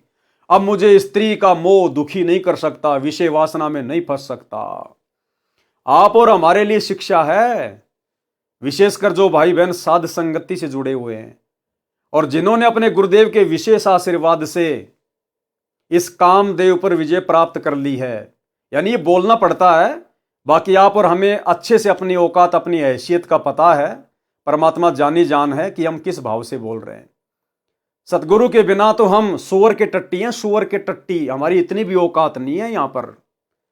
ये तो गुरुदेव भगवान की विशेष रजा से, उनकी मेहर से, उनके आशीर्वाद से, जिस स्त्री मोह से, स्त्री जाल से, विषय वासना से, संभोग क्रिया से ये तीनों देवता ब्रह्मा विष्णु महेश नहीं बच पाए। आप और हमारे जैसे 2 कौड़ी के टटपुंजियों की भला क्या औकात। लेकिन परमात्मा कहते हैं सिर पर साई सत्य है तो को क्या भय रे। इसलिए हमने अभिमान नहीं करना इस बात का। ये बार बार जो हम इस प्रकार की बातें बताते हैं या सत्सेवक भाई बहन जो बताते हैं, वीडियो बनाते हैं, ये केवल अन्य भगत भाई बहनों को जागृत करने के लिए, उनको समझाने के लिए कि आप भी अपने गुरुदेव को प्रसन्न करो, मर्यादा में रह के भक्ति करो, अपने आत्म कल्याण की चिंता पैदा करो, ताकि गुरुदेव भगवान आपके ऊपर भी दया बख्शें, आप भी संभोग क्रिया से दूर हो जाएं, विषय वासनाओं से दूर हो जाएं। अन्यथा आप कभी भी परमात्मा को अपने हृदय में विराजमान नहीं कर पाओगे। केवल अन्य भाई बहनों को प्रेरित करने के लिए, समझाने की दृष्टि से दास बार बार बोलता है, वीडियो बनाता है, कोई मान बड़ाई वश नहीं, क्योंकि हमारी कोई औकात नहीं। तो शंकर जी जगह जगह जाके बताने लग गए कि मैंने विषय वासना छोड़ दी, मैंने कामदेव को भस्म कर दिया। अब काल को टेंशन हो गई। काल ने सोचा रे अगर ये सभी लोग इसी प्रकार से अगर स्त्री से दूर होने लग गए तो भैया संतान पैदा कौन करेगा, मेरा भोजन कहाँ जाएगा, मुझे रोजाना 1 लाख खाने को कैसे मिलेंगे। तो काल ने फिर से उसके अभिमान को चूर चूर कर दिया। इसलिए भाई और बहनों, परमात्मा भी कहते हैं कि आधीनी के पास है पूर्ण ब्रह्म दयाल, और मान बड़ाई मारियो बेअदबी सिरकाल।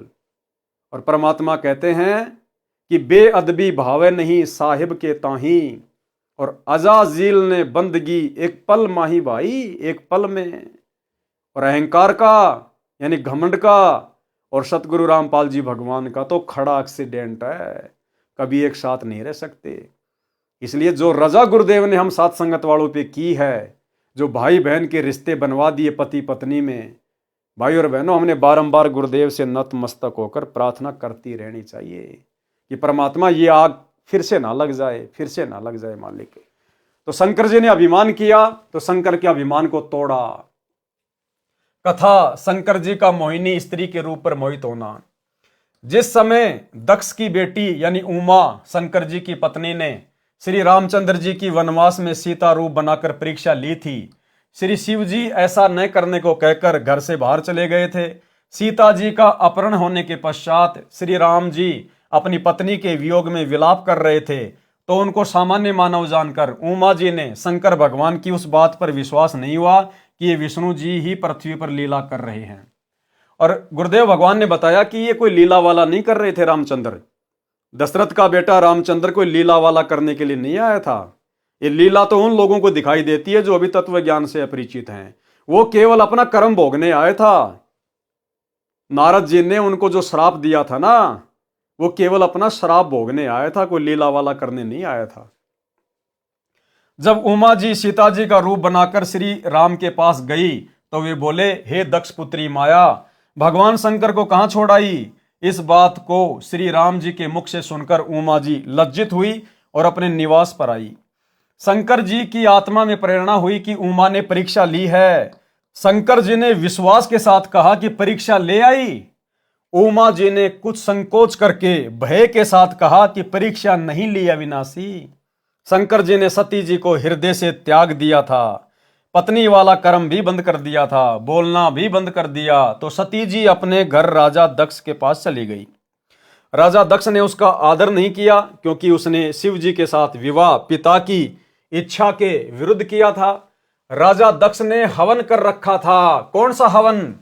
जो ये हरियाणा के गोहाना की दादा गोसाई गौशाला में चल रहा है। शास्त्र विरुद्ध हवन, मनमाना आचरण।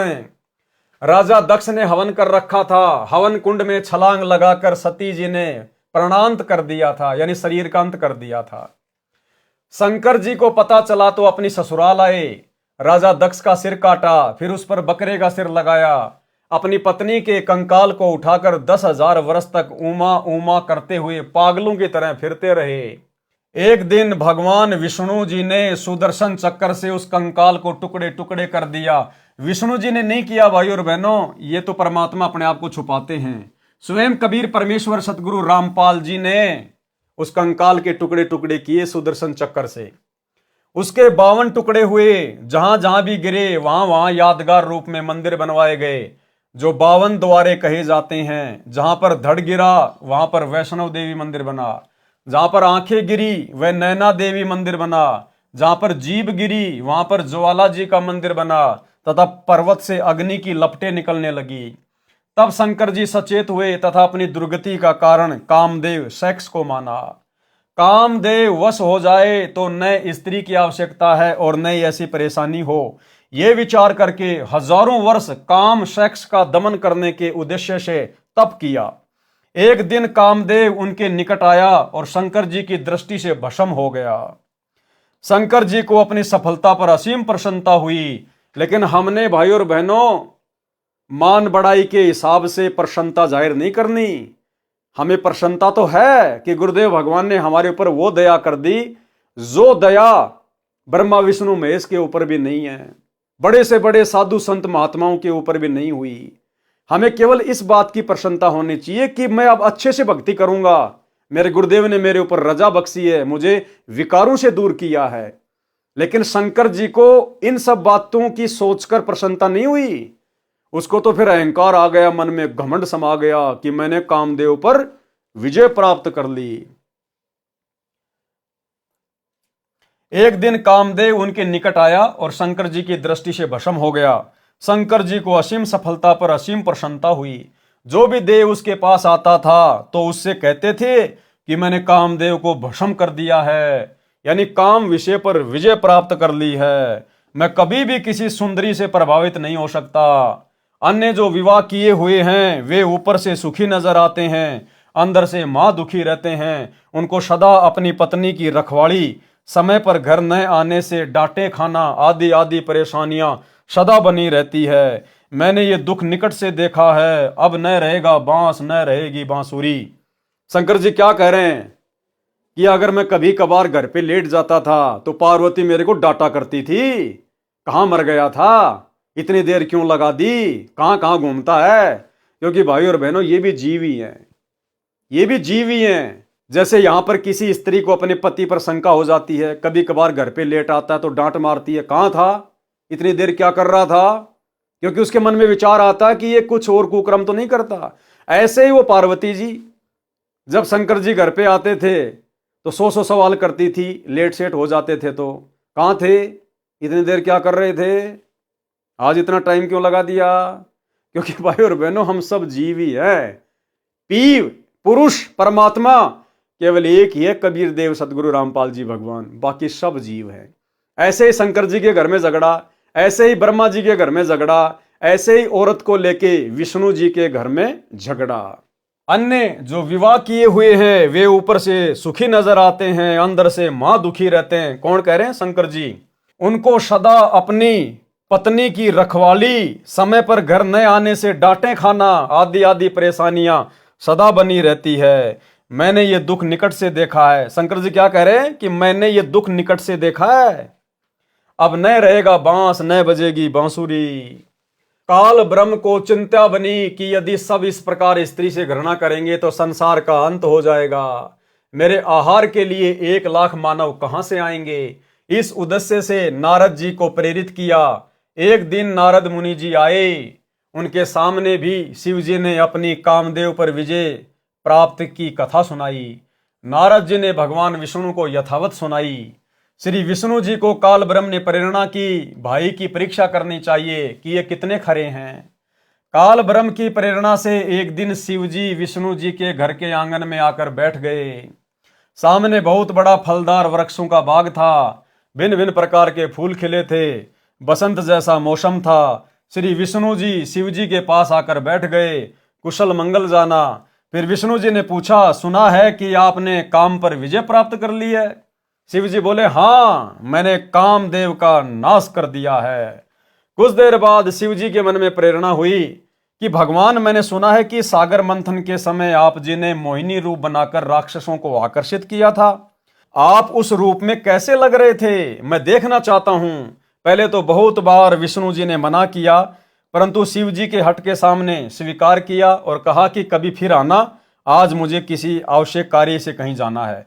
ये कहकर विष्णु जी अपने महल में चले गए। शिव जी ने कहा कि जब तक आप वह रूप नहीं दिखाओगे मैं भी जाने वाला नहीं हूं। कुछ ही समय के बाद शिव जी की दृष्टि बाग के एक दूर वाले कोने में एक अप्सरा पर पड़ी, जो सुंदरता का सूर्य थी। इधर उधर देखकर शिव जी उसकी ओर चल पड़े। ज्यों ज्यों निकट गए त्यों त्यों वह सुंदरी अधिक सुंदर लगने लगी और वह अर्धनग्न वस्त्र पहने थी।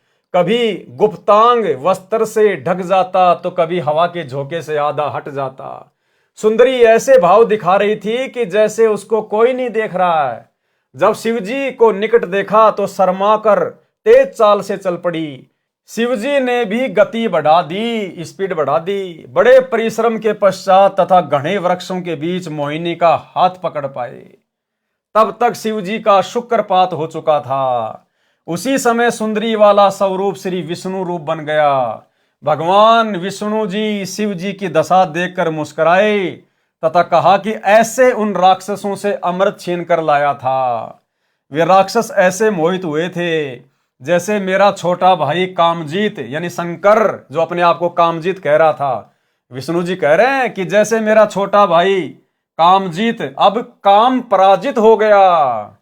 शिवजी ने उसके पश्चात हिमालय राजा की बेटी पार्वती से अंतिम बार विवाह किया। पार्वती वाली आत्मा वही है जो सती जी थी। पार्वती रूप में अमरनाथ स्थान पर अमर मंत्र शिवजी से प्राप्त करके शिवजी की आयु तक अमर हुई। इस प्रकार वाणी में कहा है कि शंकर जी की समाधि तो अडिग न डिगने वाली थी। जैसा पौराणिक मानते हैं वह भी मोहे गए, माया के वश हो गए। तो भाई और बहनों सोचो, जब ऐसे बड़े बड़े महापुरुष जिनके आगे आप और हमारी तो कोई औकात ही नहीं है, जैसे हाथी के सामने चींटी, जब अहंकार घमंड इनको ले डूबा तो फिर आप और हमारी क्या औकात है यदि हमने जरा भी अहंकार किया तो, ऊपर मुंह करके चले तो यहां जो भी कुछ हो रहा है सतगुरु के आशीर्वाद से, सतगुरु की दया से। और हमने सतगुरु की दया को सतगुरु के आगे अधीन होकर, विनम्र होकर, क्योंकि वे अंतर्यामी हैं, कण कण के वासी हैं। उनका सीसीटीवी कैमरा 24 घंटे अंदर बाहर चलता है, उनसे कुछ नहीं छुपाया जा सकता। अंतर्यामी एक तुम आत्म के आधार, जो तुम छोड़ो हाथ तुम कौन उतारे पार। घट हिम गंगा घट हिम जमुना, घट हिम है जगदीश, सतगुरु तारेंगे। तो सतगुरु को तो आधीन भाव वाला भगत प्रसन्न है। गंधर्व एक मानव जाति जो गंधर्व गोत्र की है, तथा गण देवों के नौकर जैसे शिव के गण, गणेश तो है ही गणों का ईश, तथा ज्ञानी मुनि यानी विद्वान कहे जाने वाले ऋषि जी भी अजब नवेला ने है यानी सुंदर युवा स्त्रियों से अजब गजब का अनोखा प्यार करते हैं। यानी सब के सब देवी देवता, ये सारे के सारे भाई और बहनों इसी काल के जाल में फंसे हुए हैं, इसी विषय वासना में जकड़े हुए हैं। संत गरीबदास जी कह रहे हैं कि उस निज नाम की क्या महिमा करूं जिससे सब संदेह यानी शंकाएं समाप्त हो गई, अर्थात सतलोक में जाने के पश्चात जन्म मरण तथा विकारों से पूर्ण रूप से पीछा छूट सकता है। सतलोक प्राप्ति, मोक्ष की प्राप्ति निज नाम से होती है। वह निज नाम, सार नाम मेरे गुरुदेव जी ने मुझे दिया, उस निज नाम की क्या महिमा करूं जिसने मेरा कल्याण कर दिया।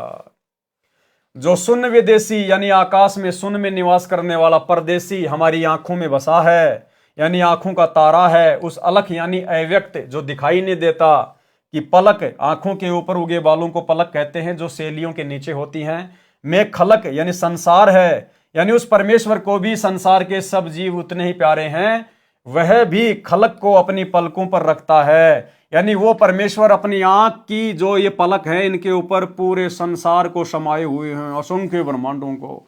इतना समर्थ है वो परमात्मा जिनकी पलक के ऊपर सारी खलक मानी सृष्टि बसी हुई है। जाके अर्ध रूम पर सकल पसारा, ऐसा पूर्ण ब्रह्म हमारा।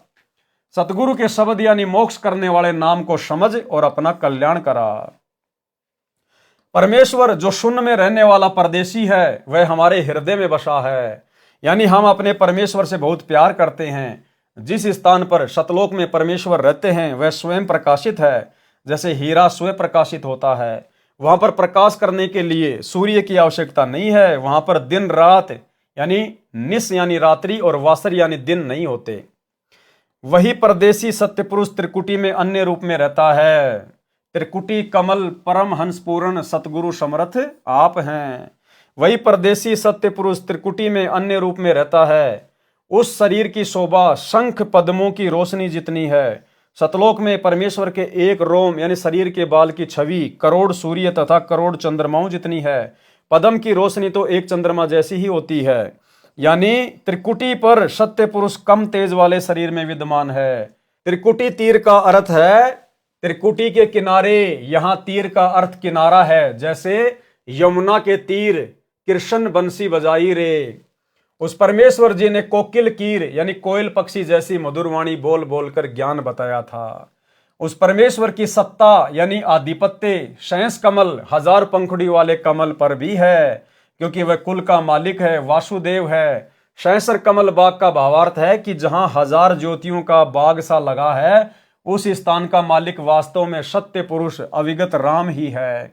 जैसे चक्रवर्ती सम्राट के अधीन सब राजा तथा उनके सुंदर नगर व निवास भी आते हैं, वे उसी के माने जाते हैं। उस परमेश्वर को प्राप्त करने वाले नामों में एक सोहम नाम भी है। अन्य मंत्र नाम भी हैं जिनको तरतीजन यानी क्रमवार बारी बारी एक के बाद दूसरा ऐसे तरतीवार दिया जाता है।